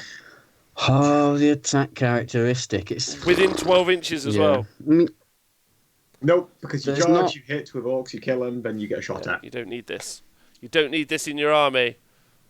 Sorry, Nick, let's carry on. I was going to say, there's not that many units that have a super high attacks characteristic, is there? Boys. Like, it's usually like 2. Yeah, boys is about it, right? Yeah. It's not that many with, Death Company. I guess maybe Gene Stealers, but... Nah, they don't even have a high one. They have like 3 attacks. And you get a +1 for attack characteristics, so I'll be reducing it from 4 to 3 because you'd be reducing it with 4 modifiers. Yeah. So yeah, it's not great. What was I going to say? Okay, yeah, I think that's meh. Like, it doesn't matter. So Bad Moons, what's their thingy again? Bad Moons, you get reroll 1s to hit with shooting. Okay, which is big. Reroll 1 to hit with shooting. Well, it also gives you access to fire twice as well, which is a big bit. So, and their new psychic power is Gleaming Gear. Manifested, pick a friendly Bad Moons unit. It's cast on 6 as well. Until the start of your next psychic phase. When resolving an attack made against that unit, add 1 to the saving throw or invulnerable save against it. So that wouldn't be bad if there was something with a good enough armor save anyway, but there really isn't, so not really sure. For any Bad Moons unit. I mean, that unit of Killer Cans we were talking about before, if they're Bad Moons, they could now have a 2-up armor save, which isn't bad. That's not bad, is it? I think that's okay. I don't know. Most of the Orc units that are good don't necessarily have a great armor save. You're relying on numbers or just your invuln save to survive. Yeah. Rather than the armor save. Okay. All right. So then next up, 100%. Evil Sons. This is the one, gents. This is the one. Visions in the Smoke. Visions of Smoke, cast on 6. Pick a friendly Evil Sons vehicle within 12 inches of the psyker. You can only select a unit with a wounds characteristic of 18 or more if the result of the psychic test to manifest the psychic power was a 9 or more. Until the end of the start of the next psychic phase, when resolving an attack made by a model in that unit, you can re-roll the hit roll. Ooh. Yeah. Ooh. Fancy. So this is how we make Stompers good. So we've done it. They've only gone and done it, the crazy bastards. So that is because the Stompers got some incredible attacks, which we'll talk about in a minute. Most specifically, they've got their Mega Gatling Cannon, or whatever the fuck it's called. Let me go find it. Yeah. The The Super Super Gatler. Gatler. So it's 48 Yeah, inch there you range. go. It's heavy 3d6, strength 7, -2, doing damage 1. Now, when we get to it, there's a custom job you can get where you can upgrade that to being damage 2. Right? There you go. Boom. And the Stomper has the rules Psycho Daka Blaster. Which Nikos loves because of the name. In your shooting phase, after firing the Super Gatler for the first time that phase, you can attempt to fire it one more time by rolling a d6. If you roll a 1, you can't fire it again for the rest of the battle, but on a 2+, you can fire it for a second time. And then you can attempt to fire it for a third time on a 4+. Yeah. So, and also the... and then you can do on a 5+. Oh no, sorry. You can do it for a third time. On a 4 or less, it's run out. On a 5+, you can shoot again. So you can shoot 3 times per phase just on its basic data slate, which would is be pretty heavy mental. 9d6 shots. And also the custom job you get that gives it damage 2 allows you to re-roll that roll. Yes. Does it? Oh, Right. wow. Also, it's going to die turn 2 anyway, so you might as well. Yeah. But that's Yeah. incredible amounts. And obviously, it's ballistic skill 5, which is just something you have to live with. But hitting on 5s, re-rolling with Daka, so any 6s are going to generate new hits. So statistically, you should get at least 22 shots. That 2-up re-rollable, most of the time you'll get it off twice. So you'll be getting 22 shots. And what about with your Mordaka as well? Can you use the exploding more Daka on 5s? this? Pretty sure. I'll Yeah, check. there's no I'll reason check. why not. Unless check it says the- infantry only, right? I'll double check the strategy. But one okay, sec. while you do that, that's not even the only gun it has though, because you've got the heavy D6 super rocket, which is strength 8 -3 D6 damage. So that's great, obviously. Yeah. Mordaka is just any orc unit, so Amazing. you can. Then you've also got the Def Boom. Cannon, which is heavy 3d6, strength 10, -4 d6 damage. Yeah, Right? that's good. Big as shooter. well. There's a couple of big shooters as well, but those are the ones. So potentially, I mean, heavy 3d6, strength 10, -4 d6 damage is actually fucking pretty great. Yeah, it's not bad at all. Particularly with re-rolling the hits. Like, if you went for, like, re-rolling to hit, that's where, Wolfberry Skull, thanks for ordering a shirt, man, the Ogre King shirt. So anyway, if you put... It's a good great shirt, that one. So I reckon Get one. Stompers, with re-rolls to hit, they're the business. Yeah, The that could be pretty good. business. If only there were also 500 I mean, points. yeah. But that Psychic Power's, like... Oh, I can't wait. That Psychic Power's huge on them, I think. Like, it's just so incredible. Oh, yeah, 100%. Yeah, it's really big. I like that. Because I before... like that a lot. I'm going to run one competitively Same, when this is same. all Are over. we going to write a list? Because I'm in. I'm so in. It's ridiculous. Like, it would just be like, bam. Like, so you should get 11 shots that are strength 10, -4, d6 damage, and you're hitting on 5+, re-rolling. That's the average. That's the Not bad. average. Not including another d6 shots, strength 8, -3, d6 damage, and then all the super gattlers. Like, I reckon you could take out 2 vehicles a turn, which so that's still not Yeah. enough for it to be worth its points, but whatever. Just hide the Stomper for 2 turns. Don't shoot on the building, guys. It's just part of the terrain. Nothing to see here. Nothing to see here. I mean, people probably would fall for that because no one's seen one in so long. Anyway, People have already forgotten that super You could chicken make- and malefic lords were a thing. You could maybe convince people that it's just a terrain yes. piece. I mean, you do Yeah. have to tell them, but yeah, you could. Yeah, it doesn't move. It's got 40 wounds. Don't bother. Yeah, Don't worry about it's it. not that good. I'm more of a narrative gamer. You just fucking nuke them. Yeah. Yeah. Anyway, so that Psychic Powers is phenomenal, and I'm super into it. And I think you can make Stomp. I think Stomp. Can you hide a stomper behind a Nova Round? No, I don't think it's. I don't think it's short enough. I guess it depends on what's firing at it and from where. I mean you can also put stuff in the Stomper, which is pretty cool. Yeah, there you go. Yeah, and you could use the. It does explode, so if you wanted to make it No, automatically you can do that with a explode, flyer. Yeah. Oh, is it flyers? Oh yeah, flying head, but Right. Okay. So that's a great psychic power. Next up, blood axes. Their clan culture is. Okay. Don't know. Clever talk. Cast on a 6 until the next psychic phase. You cannot fire Overwatch at a blood axe unit from your army. But it select one enemy unit visible to the psyker. It's board wide. Can't fire Overwatch. Yeah. It's pretty good. Board wide. board wide. Well, visible to the That's kinda psyker. nice. Yeah. So, you know. I suppose that's good in certain matchups. I.e., now. Even then, where you want your blood angels, not your blood angels, your evil sons. You No, I betraying said blood yourself there, angels. Tom. You clearly Yeah. want some blood angels. Right, and then next up, freebooters, Yeah. Jolly Orcs Glare. It's cast on a 6, manifested, select one enemy unit within 18 inches of Psyker until starting your next hero phase, halve the move characteristic of models in that unit. Phase? Psychic phase.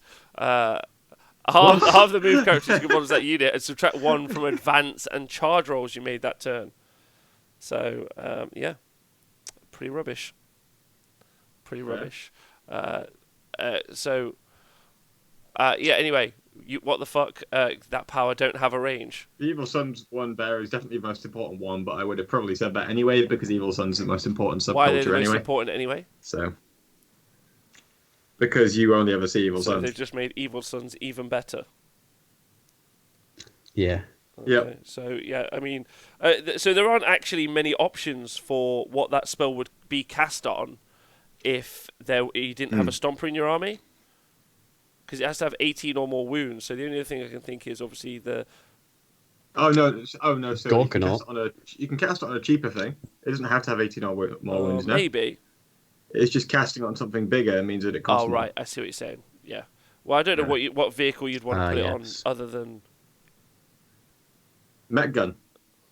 I think the Gorkanaut, there's a custom job for the Gorkanaut that makes its shooting slightly better. Okay, well, So putting on that is maybe okay.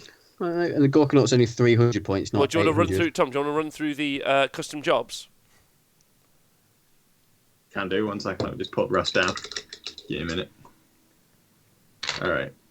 Let me have a look at these custom jobs. So, that's for York name generator. Haven't seen that. That's an advert. Haven't seen that.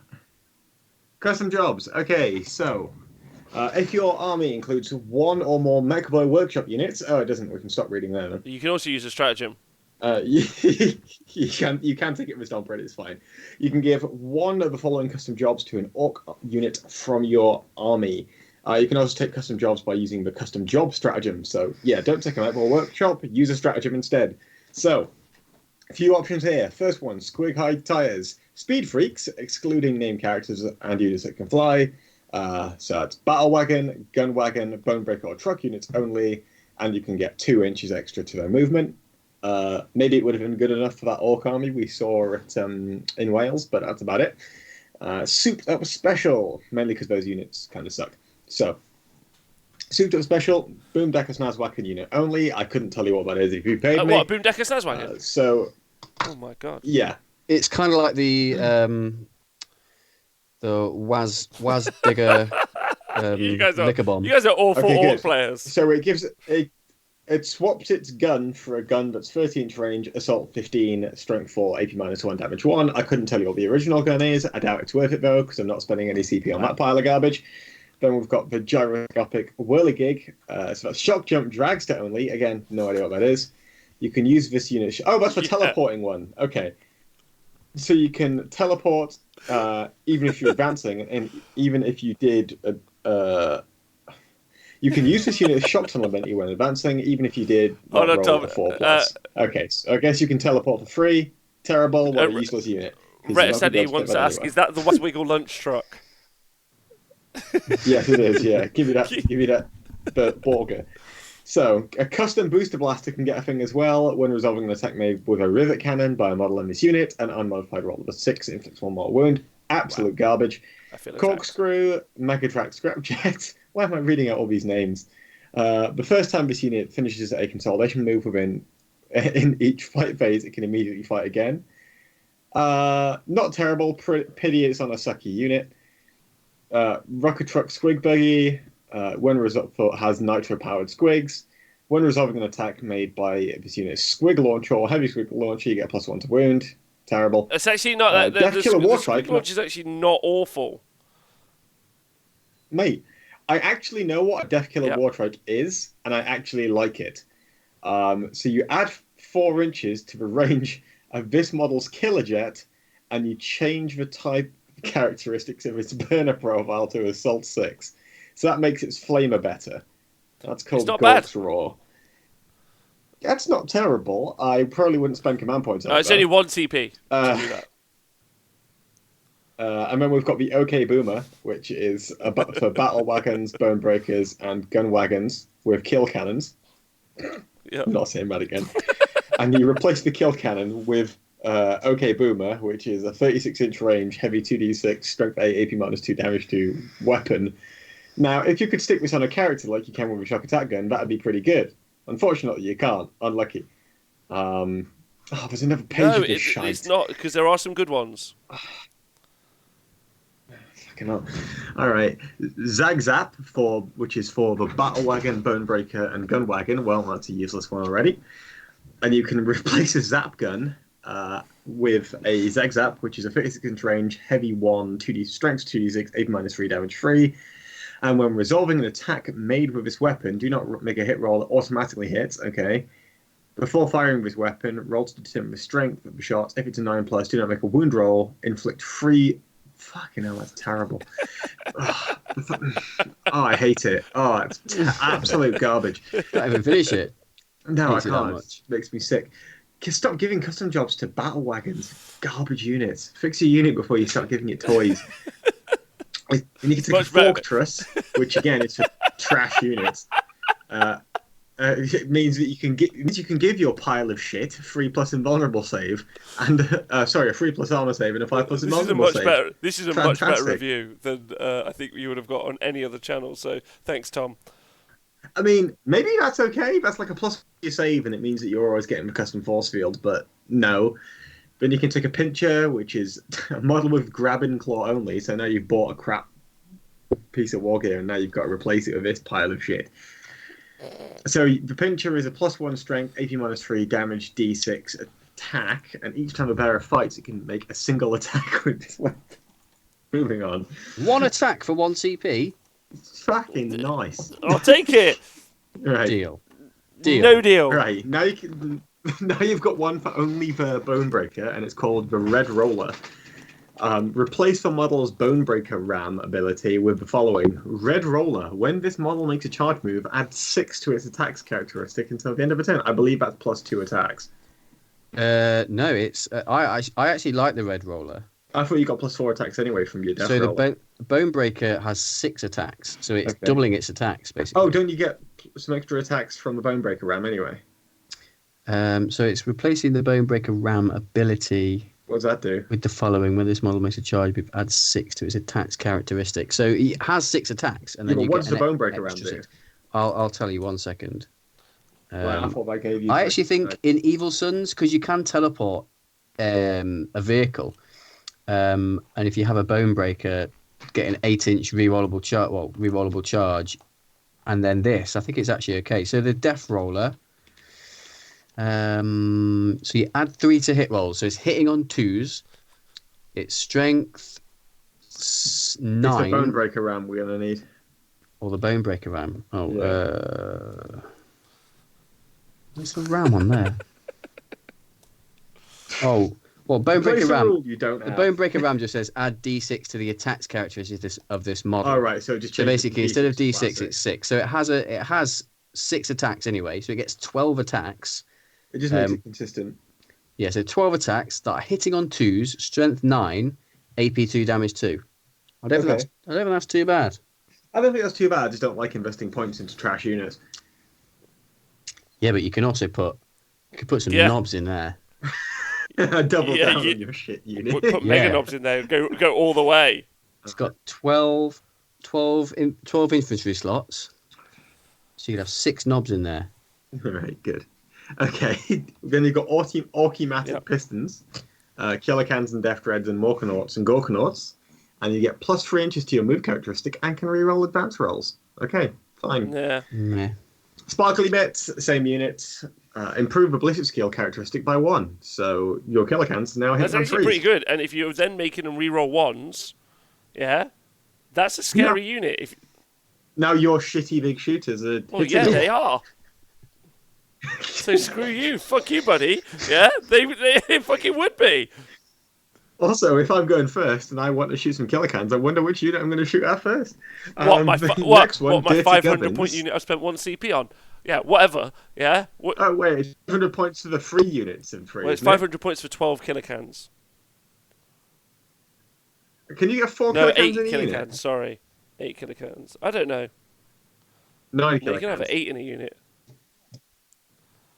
Alright, okay. That's not terrible. Alright. Dirty Gubbins, Killer Cans, and Death Dreads. When resolving an attack made with a ranged weapon against this unit, get -1 to hit. So now all the Killer Cans are -1 to hit. That's alright if you're running that Daft Horde list we worked out earlier. That is good. That is good. Then you've got a Slug. Then you've got a Slug Gubbin, which is a weapon relic, so I'm not even going to talk about it because they all suck. But who just for? so you Who all know what for? it does. For what? It's for a vehicle. It's for Kannots. It's got a 36-inch range. It's heavy 24, strength 6, AP -1, That's damage not 1. bad. And when resolving an attack made with this weapon, if the target was within 12 inches when the bearer was chosen to shoot, add 1 to the hit roll. What?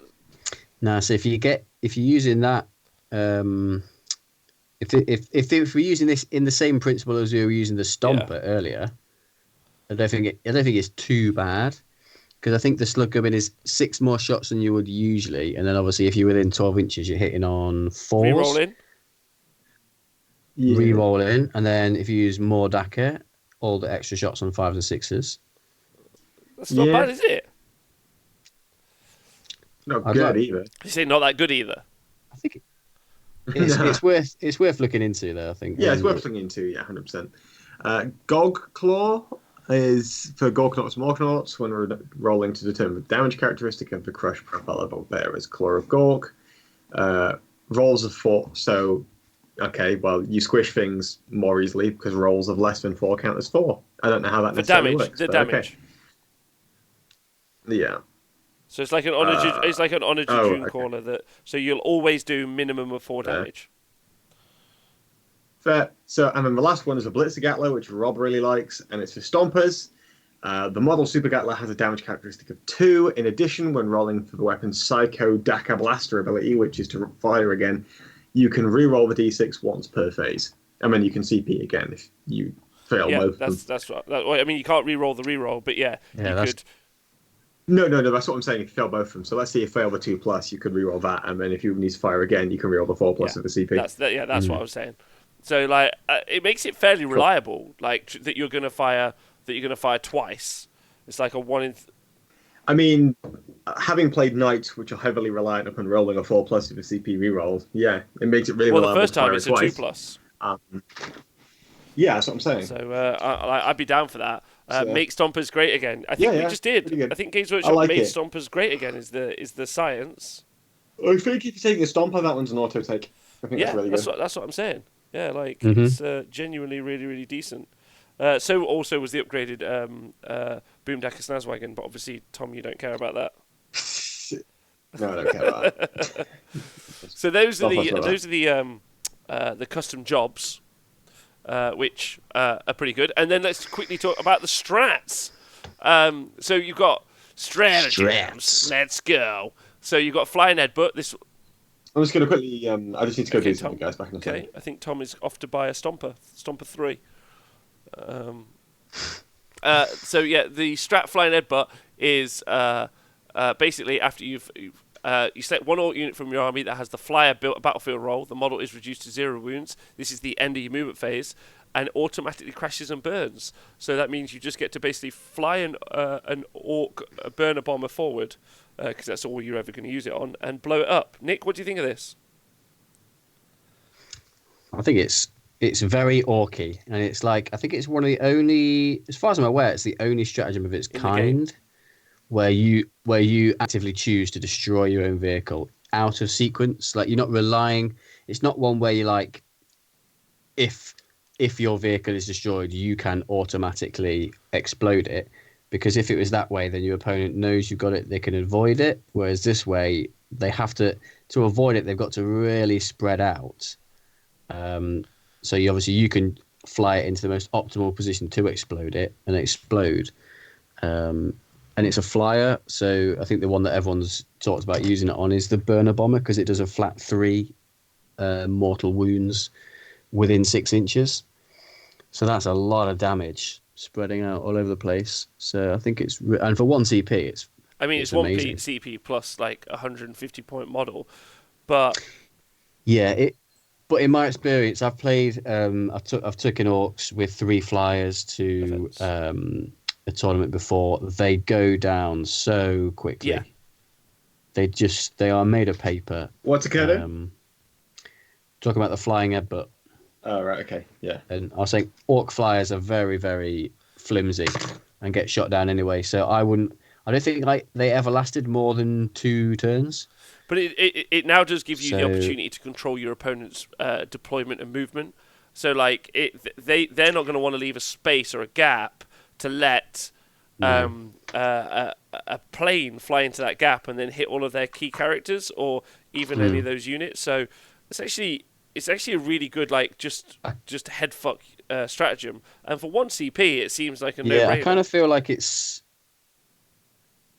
feel like it's similar to the Necron one, the Death Ray one. So you have the 3 Doom sides, and you pick a spot on the board, and roll a dice for each unit within that, and they take 3d3 mortal wounds.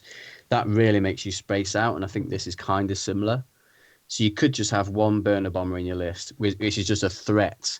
So if you go first, then you can use it and explode it, and it makes your opponent deploy differently. But if you go second, maybe you try and hide it the best you can. But it means your opponent has to kill that. And if they're killing that, they might not be killing something else. Because it's not an awful unit anyway. It's not like you wouldn't take it for any reason. Like you would take a burner, like you would potentially take burner bombers anyway. They're not bad. They're not brilliant, but they're not like, oh my god, I would never spend any points on this. But yeah, I guess you do lose. Like looters. But so you do lose the unit, right, at the end of the day. So whether or not it's worth it, I guess that's down for the people to work out. Tom, you got any thoughts on it? No, it's pretty self-explanatory. You headbutt something in. We've already spoken about the Chinook potential as well. I don't know if that works, but Chinook isn't a flyer, sadly. Oh, isn't it? No, it's a fast attack. It's a dedicated transport. Oh, is it? It's What? You could be both. Okay. Right, next up, you got full speed lads. Use a stratagem in your charge phase after charging with an orc, biker, or death killer wartrike from your army until the end of the phase. You can add 1 to the strength characteristic. So I really like that. That's particularly good on a war boss on a death killer wartrike, right, Nick? Yes. That's the full speed ahead, yeah. Yeah, +1 strength. I think it depends what you're armed with, I guess, though, right? I think the Wartrikes are stuck with 1 weapon, though. Yeah, he's got like a lightning claw style thing. Yeah. I think he's strength 7 and he gets to reroll wounds. So making him strength 8 is actually pretty good because then if you are fighting like a toughness 8 vehicle, your 4s rerolling rather than 5s rerolling. I don't think it's as important for like a biker boss with the killer claw item, which is a power claw where you reroll wounds anyway, and that doubles your strength. So if you strength 10, this just makes you strength 12. I don't think it's worth it for him, but for the Wartrike, I think it's really good. Okay, fair enough. Wartrike is definitely good, but also orc bikers. So you could also have a war boss on a bike. That could work quite well for him, and then you could equip him with weapons that you prefer to have, right? Yeah. And then next up, squeak bombs. Use this stratagem in your movement phase after moving a blitzer bomber model from your army until the end of the phase. Add 1 to the rolls made for the model's boom bomb ability. Boom bomb. Yeah. Boom. So that's quite good. That's not too bad, but you're probably not going to spend the 1 CP to do that because you're not going to be taking blitzer bombers anyway. So special shells. This is good for the flash kits. It's 2 CP. Use this stratagem in your shooting phase when a flash kits unit from your army is chosen to shoot until the end of the phase. Increase the range of the Snazguns models by 12 inches. So I actually think that's pretty good. That makes them 36 inches. And as we know, there's a way to make it so you can re-roll the amount of shots you get on the SNAS gun. So, like... I'm not convinced by that really? one, to be honest. Because the range 24 and then they go to 36 for 2 CP for a one-off. I don't know. Maybe it'll catch someone out, but I think it just makes a very early I don't game know. threat with the unit. I mean, you don't generally tend to see flash kits anyway, so it's not like a huge deal. But I think it makes an early game threat, which is quite important to potentially have, whether or not you think that's important. Because having 36-inch range early on is pretty decent, but you've got some good options in the Orc book anyway for closing the gap. So maybe not that necessary. Okay, so patch up. Orc stratagem, Gorkanaut, Morkanaut, or Stomper. Select one of those until the end of that turn. The model is considered to have double the wounds remaining for the purpose of determining what row to use on its damage table, and it's only 1 CP. Well, I feel like you're going to use just more DACA for 2 CP most of the time anyway, which is going to effectively produce the same result, but better. Yeah, If you're going to be using that, you don't need that's to true. spend that. Unless you also are intending to send the model into combat as well. So you wanted... Yeah, unless you're kicking things with your Stomper, yeah. So yeah, it's not bad. It's 1 CP at the end of the day. It's not a bad little thing to have in your back pocket at the right moment. 2 CP, unstoppable momentum. Use this stratagem in your charge phase when an Orc unit from your army has finished a charge move and dealt 1 or more mortal wounds to an enemy unit. If that Orc is no longer within 1 inch of a unit, it can immediately be chosen to charge with again. So yeah, what do you guys think of that one? That one's pretty good on a death roller, right? Well, that's fine. I think it's very niche because I don't know. Is it only the death roller that does mortal wounds on the impact hits? So again, it's kind of like that culture earlier. There's so many boxes you got to tick to actually make use of this. Like you've got to charge, you've got to do 1 or more mortal wounds, and then you've got to have no enemies within 1 inch of you, and then you can charge again. I think it'd be good if you can get it off, but I think it's so niche that it's not. Like I don't know what units actually do mortal wounds on him when they run in. Is it like a death? Evil Sons can do it with a stratagem. Oh, can they? Yeah, with vehicles. Oh, Yeah. with vehicles. So I think Evil Sun Bonebreaker with the custom job Bonebreaker thing, going in, doing some mortal wounds, and then charging again. I think it's. Might be all right. I think that's going to be the new list. calling it here first, boys. All right. So then you got Wildfire. Use your stratagem in your movement phase after you've moved a burner bomber until the unit from your army. Select one of the enemy units within 6 inches of the unit you selected. Roll a d6 for each model in that additional unit, up to maximum of 10. Roll each roll of a 5+ that suffers a mortal wound. So use a stratagem in your movement phase. So this is actually pretty good because if you actually have you've done the maths on it, what you could do is you can move forward. You can bomb 2 units with your burner bomber in the movement phase. Then you can explode it. So that burner bomber is going to cost you 2 CP to do 2 lots of mortal wounds to different infantry units and explode, which is actually pretty cool.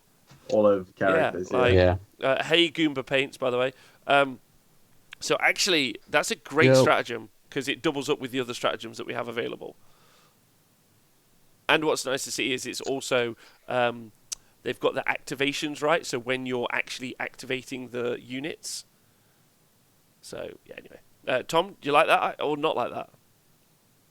It's fine. It's all right. It's not it's pretty amazing. It's pretty good against Marines. I just don't think it fits into most Orc lists. Like, we'll have to see what the Orc lists look like after this book drops, but for current lists, I just don't see it fitting in. You know what I mean? My Orc list. It's definitely good. Well, I mean, your Orc list No, is fine, I'm but just joking. No. I don't know. Like, I don't know what your Orc list is, mate. I'm not. Are you talking about the Lawrence Baker Orc that's list? my Orc list. That's... No, it's always Oh, Lawrence Baker. sorry. Every list belongs to Lawrence. Right, next up, Dreaded Death Machine. Uses stratagem in the fight phase when a Death Dreads unit from your army is chosen to fight. Until the end of the fight phase, each time an enemy model is destroyed, as a result of an attack. By that unit can immediately make an additional attack against the same target unit using the same weapon, and these additional attacks do not generate extra attacks. So this requires you to have taken a Death Dread, so we could probably move on at this stage. True, useless unit. Hit him harder. Did you finish your Mega Dread, Pardon me? by the way, Rob? Did you finish your Mega Dread in the end? It's on the paint list. I'm having an incredibly fun time painting my orcs. My mecha jet, if you guys want to see, while I've been talking to the guys, my mecha jet has started to come on. It's started to get some silver and black on it now. It's looking all right. And I've decided to go for grey tracks. I'm using Eshin grey, if anyone gives a shit. And now I'm just painting a grot tank with a bit of spare grey because it's fun while I'm waiting for stuff to dry. So hit them harder. Use your stratagem in the fight phase when a Mega Knobs unit from your army is chosen to fight with. Until the end of that phase, add 1 to the damage characteristic of melee weapons for models in that unit equipped with. What do you guys think of that? I think it's good for the power claws because D3 damage if you're fighting like a Primaris Marine. Minimum damage 2 is always nice. Definitely. But I like the kill saws on Mega Knobs best. The choppy kill saws because that'll make them flat damage 3, which is pretty nice. So I really like that into Death Watch because a lot of the time you have people tanking the wounds on the Terminators. No, never mind. I'm talking up my arse again because if you're tanking them, then you'll tank them on the normal guys with the Storm Shield, so it wouldn't even make a difference. I actually think it's good. I think it's actually genuinely decent, personally. So I'm into it. I like it. I think it's a good stratagem, and it's 1 CP at the end of the day. If you go Mega Knobs, I think that's pretty decent. All right, so it's an option, but it's not something I'll be using consistently. You know what I mean? No, I agree with you. Okay. Next up, custom jobs. No, it's not custom jobs. Orc stratagems. You've got 1 CP custom job, which allows you to take a custom job on a unit in your army, which is cool. Then you've got the cleverest boss. Use this stratagem before battle. Select 1 big mech model in your army. Add 1 to that model's wounds and attacks characteristic, and change its weapon skill to 2+. You can only use this stratagem once per battle, and only if your army does not include mech boss Buzzgob. So specifically targeting Forge World. I don't even know who that is. Boss, actually. He's a super cool model, but he was never allowed to take a KFF, so that sucks. But anyway, so he was never seen. But that's not bad though, because add 1 to the wounds characteristic is actually pretty decent, I think. So let me have a look at the mega armor. So it's the mega armor mech, the big mech, isn't it? It's just a big 5 wounds base. It says any big mech. Yeah, but you can't take a stock big mech anymore. It's Legends. No, you can because they added it into this book. It's still Legends as well, just because they've added it in here. Now it's in here because of this. Well, it's also still in Legends, so unless they remember to take it off Legends, then it's stuck. I guess. But not, so in AOS, Tom, what happens is the latest publication precedes anything else. So this... No, I get that, but there's still a list of certain units that you can't physically take. Yeah, okay. I'm pretty certain you can take him at the minute. I'm sure they'll sort it out. I'm almost certain you can take him. So the big mech in Mega Armor, he's got 3 attacks, strength 5. So he'd go. Is it +1 strength and +1 attack? +1 to the wounds characteristic and attacks, and then your weapon skill becomes a 2-up. Okay, so you'd go to 4 attacks, and you can have a kill saw, power claw. Probably go for the kill saw because that gives you an extra attack. Oh no, you need 2 for that.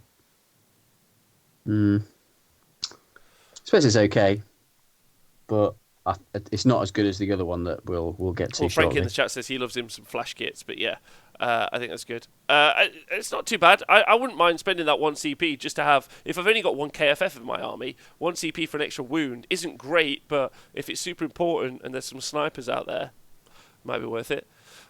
Yeah, that's true. Because people want to snipe out that custom force field, don't they? Exactly. So Grot Bumper, 1 CP, use this stratagem in your opponent's shooting phase when you attack made with the ranged weapon successfully wounds a Boomdacker Snazwagon in your army. The saving throw is automatically passed. Why has that been written in? That's such a terrible rule. Nikos, we've had a question. What are you sculpting currently? I'm sculpting eyeballs on my Zinch eyeball army. So you can kind of see some horrors there and some screamers. So basically, instead of the normal face, I'm putting a giant eyeball on. So you can kind of see that. And here's my Lord of Change. You can see that he's got heads. He's got big eyeballs on his head. You're going to really, So that's what I'm currently upset some sculpting. people with that army, in my opinion. It's obnoxious. Why would they I just be don't upset? think they'll see it coming. No? Come on, it's an eyeball army. That was I my joke. upset some people with the original version of this army, so I'm kind of used to it. Oh, really? I mean, you upset people for fun, Nikos. Exactly. So. Not for fun, just For Warhammer hobby. happens, isn't it? I never intended it. It just happened. I don't know why. Next up, you've got temperamental shock drive. Use your stratagem when you use your shock jump dragster. Basically, you automatically pass the 4+ to teleport. Terrible. You can do that for free with a 1 CP stratagem called Custom Yes, Jobs. you can. So you might as well just do that instead. And then you've got Clever Spanner. The biggest boss. Use your stratagem before the battle. Select one war boss model in your army. Add one to the model's wounds and attacks characteristic, and it gains a 4+ invulnerable save. You can only use this stratagem once per battle, and only if your army does not include Ghazghkull Thracker. I think this is just an auto take every time, right? Yeah, every time. Every single plus time. 1 attack, wounds, plus 1 to its wounds and attacks. Make it really, really powerful. You can stick Warpath on your war boss as well, give it an extra attack. For some reason, if you wanted to. So it's just great. So the guy on. Are you ready go for for a it. hot take? I don't think it's. Oh, a hot really? take.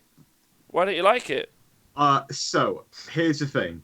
It is incredibly efficient. 1 CP, 4+ an honorable save, extra attack, really, really nice. But what games does it win for you? It's a bit like when we talked about Ghazghkull.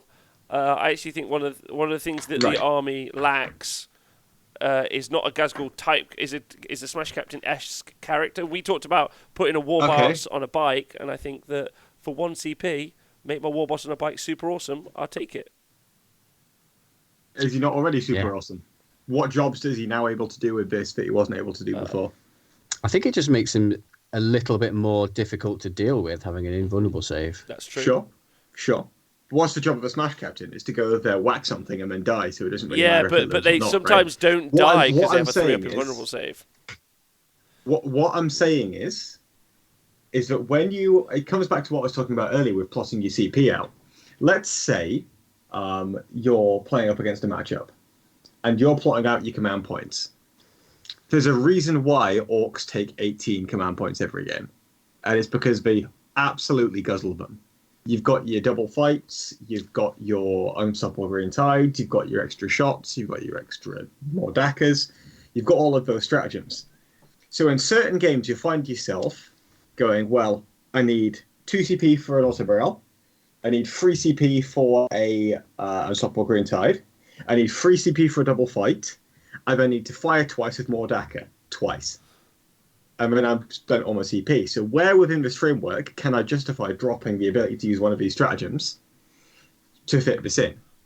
And it comes down to odd numbers of CP. So all of these CP, okay, let's say you drop one of the double fight, right? You can drop that, and then you say, okay, well now I can just do another auto pass morale, and then I can get the biggest boss in, right?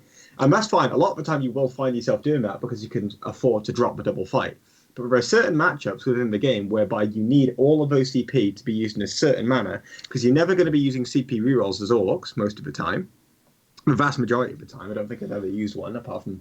In fact, no, I don't think I've ever used one for orcs. Apart from maybe for the Big Shock Attack and trying to fish for mortal wounds, right? That's the only time you ever use it. So the question is... I don't see a situation where I take this, and then when I'm looking for CP to win myself a game in a certain matchup to free up another stratagem, I don't see this as something as I can drop, because it's not absolutely crucial for me to win a game, right? Fair enough. fair enough. Nick, what do you think? I still think it's very good. Tom makes a good point. I still think I would be taking this every time. I think it's very good, but a war boss is badass. I want to give him an invulnerable save, extra wound, extra attack. Just makes him more killy, makes him more survivable. And I see him this has been used against me with my knights. He's very good at killing knights, so just makes him more like you might have those games where he needs to be able to survive to get into combat, and the invulnerable save will a portion of that enable that to happen. Yeah, I can see that happening. Absolutely. I think that 4-up invulnerable save is the value down there that you get in. You're not effectively doubling his wounds, but you are, like, I think, giving him the opportunity to stand toe-to-toe with some stuff which previously wouldn't have been able to. So I think that's decent. And he's got, and the longer he survives, the more times he can swing. I mean, that's also true as well. Even, but I think Tom makes a load of sense, and it's a really nice and clever idea to be tracking out your CP and how much using him. Now, obviously, I haven't used orcs in dozens of competitive settings, as Tom has, but I have used them in some competitive settings, and I wasn't overly... I didn't build into the stratagems, but then I know that that's a very 40k thing that everyone does do. So that's me approaching 40k from an angle that I shouldn't be approaching it from, effectively. I don't normally build into stratagems. I see them as like nice bonuses. But having played against a bunch of armies that do just rinse through stratagems and then beat the fuck out of me, I can see where that's a poor way of thinking. So yes, I like it. I think it's good. Hello, Irish Minotaur, and I also really want to paint up my Orc War Boss on fucking Wartrike, so it's going in the list. Because I think also it poses a problem. It gives you a bit of a beat stick in your army, which is nice. Yeah, that's fine. And I'm not going to say it's bad at all. It's definitely very, very good. I'm just not going to just. It's one of those things where if I have an opinion based on how auto take it is, and everyone's just sat saying that it is, I want to voice it. It doesn't mean I expect everybody to agree with me, because I'm sure people won't. It's just I'd rather give that perspective so people have two different options. It's a good point. Having a war boss that can do a lot of damage to a knight is a good thing. I think that's a fair point. But you don't. Yeah. But you probably have got stuff that does stuff to knights anyway. Yes, but it's not as reliable. So the things that you're going to be taking for that are mech guns, but often you don't spam them. Again, not reliable. You're going to be taking things like the Big Sag. Again, not reliable. So if you've got a combination between the mech guns, the Sag, and the Big Boss, then suddenly you've got a lot of variables that need to go wrong before you lose that matchup. Right, next up, I'm just pointing out to Irish Minotaur in the chat that I've drilled my barrels on my Big Boss. What? I hope he's proud. Oh my god, you've given into Twitch peer pressure. No, I didn't go into Twitch peer pressure. I don't mind drilling barrels on character models because they're characters and people are going to look at them more. But 200 boys, not bothered. But I hope he's happy. Next up, a clever spanner uses stratagem before battle. Select one looters or burnable unit from your army that contains 9 or less models, or for 2 CP contains 10 or more models. You can roll 1 additional dice and discard 1 when determining the number of shots for the burners or def guns equipped in that unit. Now obviously that's not very good if you take looters. Well, it doesn't affect looters. It only affects. Looters have def guns. Looters. Yeah. So that's great because that means that you can get a more reliable amount of looter shots, right? Yeah, and looters are great, aren't they? I mean, this does make them way better. Does it not? Yeah. Yeah, it makes them better. I mean, you could. It depends how much you want to gamble, I guess. Like you could just. Like you're paying 1 CP. You're like, let's assume that during the course of a game, you roll quite nicely, and you only really ever need 1 CP to make a roll of 1 to a 2 or a 3. But this one, say you have to use a CP 2 or more than once. This is good value for the looters, I guess. It's just a backup, right? So if you fire once with the looters, you roll a 1, and you're like, oh, crap, well, I use a command point to reroll that. And when you fire them again, you roll another 1, and you can just do this again. But it's just another option. It's just not. It's not like something. Oh yeah, I'm going to build an army around this. It's just. Well, I think you could build an army around this, right? I don't know. I feel like it's just a second way of being more reliable with your looters. It's not like a primary way. You already have access to this. It's just you don't have access to it twice. Frank in the chat wants to let us know that he thinks looters do suck balls, and he thinks tank busters all Frank. day, every day. Yeah, I agree with him. Yeah. Yeah. I'm glad to see my brainwashing has worked well. Didn't he put that it was tank busters or flash gits? Well, I mean, I think someone put that earlier. Yeah, flash gits are good. Flash gits are better than looters. I'm not sure if he's quite right in the head though, Yeah. and I know that he's not. Yeah. So, and then next up for 1 CP is the Burning Highway. Use this stratagem in your shooting phase when a custom booster blaster unit from your army is chosen to shoot with until the start of your next turn. Change the characteristic of the unit's burn exhausts to range 10, assault 3, strength 5, AP -1. Anyway. So, not very good. So I think that's everything, isn't it, that's in the book? Let's just double check. I think so. For orcs, yes. Don't worry, if you like Space Wolves, don't bother reading it. It just doesn't do anything useful. I think that I don't think it had a massive impact that you might see in like competitive lists, but I think its impact is a lot more subtle than you might have seen. I actually think this is a massive upgrade for the Orc army. I think there's some really cool bonuses in there. It's not earth-shatteringly going to change the way orcs work necessarily or anything like that. But I think there's some nice little bits in there. Like I do really like the Boom Boys thing. I think I'm definitely going to include a unit of tank busters as Boom Boys as a small detachment in my army. I like the idea of having a burner bomber as just a threat to make your opponent have to deploy differently or at least deal with it. I know they're not hard to deal with, so if you're getting second with it, it's most likely going to die and you might have wasted your points on it, which is a bit sad. But if you can go first, or there's a seize involved, or there's I think it's kind of like a Necron death ray stratagem. It's just going to make people have to do something different with their deployment, which I quite like. And I think, them putting that Evil Sun's psychic power in there, it's huge. Stompers could be a thing. Yeah, I think Stompers could be one Stomper could be absolutely a thing, backed up by a whole bunch of boys. Because if it goes to town, it's just like, fuck, that is doing the work. And 40 wounds at toughness 8. Is it toughness 8 with 5 up invulnerable save? Yeah. Could work out. And also, if you do manage to go first, it's got good weapons to take out tanks or anti-tank units.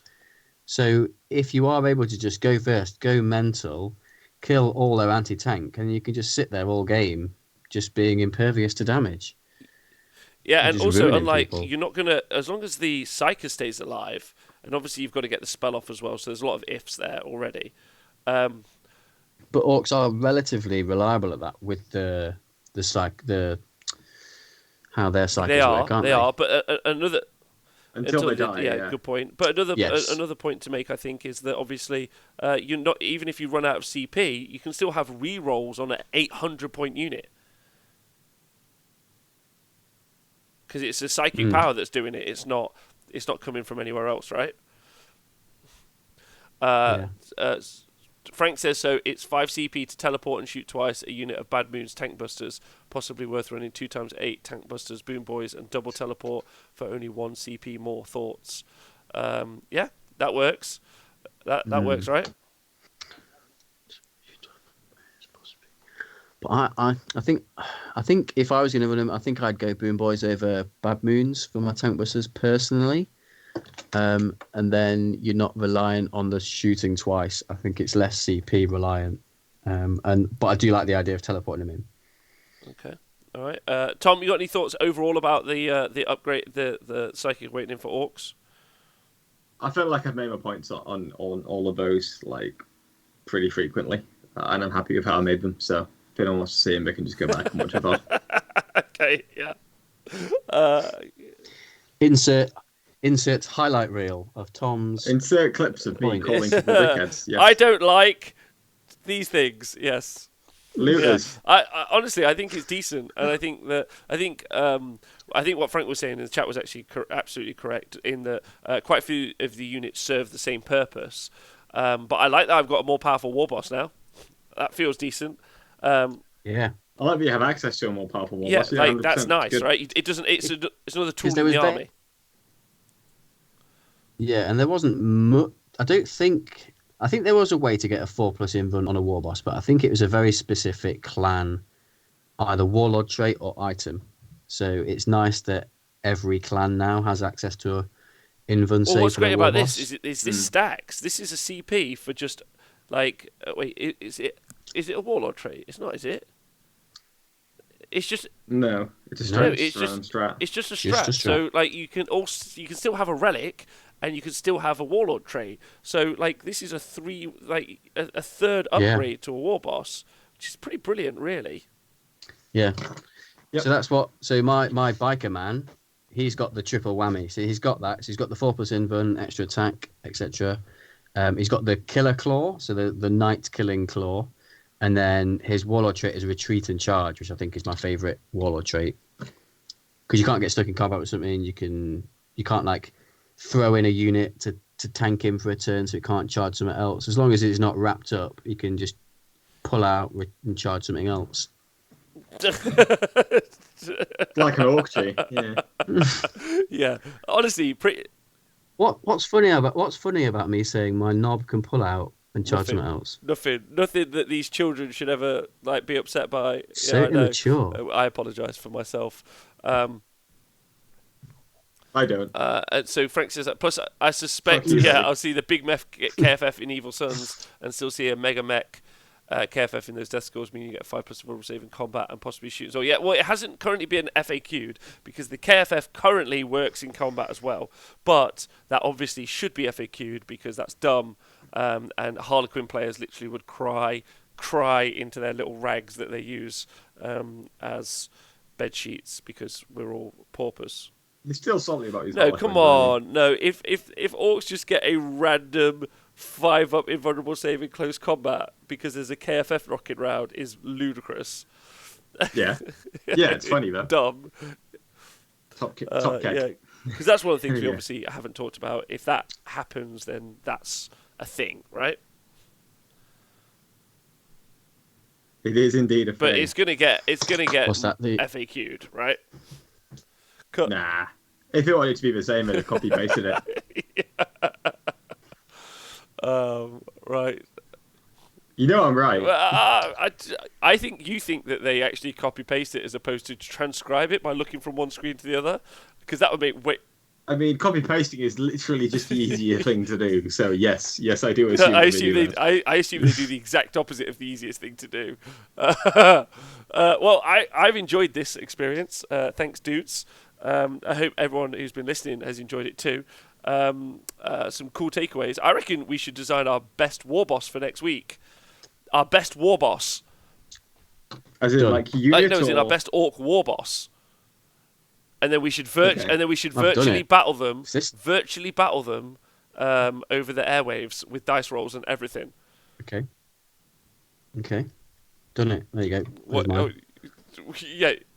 I'm a week early with Well, my no, you've homework. got to actually give him the Okay. gear as well, the war gear. Well, What he has warlord got traits it. he got?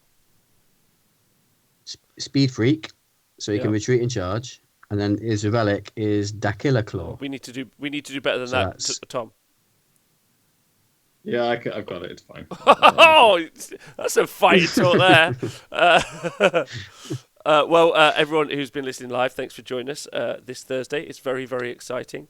I'm happy to announce, if you've enjoyed today, that not this weekend, but next weekend, we will be doing a 12-hour live stream because we've had some Yeah. pretty dodgy internet, which hasn't broken at all today in this stream, and yet Nice. broke 8 times in the 1-hour stream today. We told everyone that just filling up that bar would fix the internet, and it has. So loads of people donated money to the show, which is amazing. Thank you very much. It just says that you can see the bar below. Better internet. We've got 5 days left on it. So because of that, because everyone hit our target, we're going to do a 12-hour stream on the 18th of April, starting at midday and ending at midnight. So easy peasy, right? Yep. And it's also Scrivo's birthday, so come say that'd be happy really birthday. fun. Mr. Kapowski, thanks for subscribing. Kapow! Kapow! Evening, folks. We're about to go. So I'm sorry. It's okay. Are we ready? We could do, but I would like to see if you guys have got anything. If there's anything you'd like to say to finish off the day. You guys got any final thoughts? About orcs or just in general? About orcs. No, just about anything. Anything in general. Anyone you shout out, say hello to, any of those things? I'm going to give a shout out to the James Workshop boys and all my Warhammer Wednesday bros. I miss playing games against all you guys, so just give you guys a shout sweet. Tom?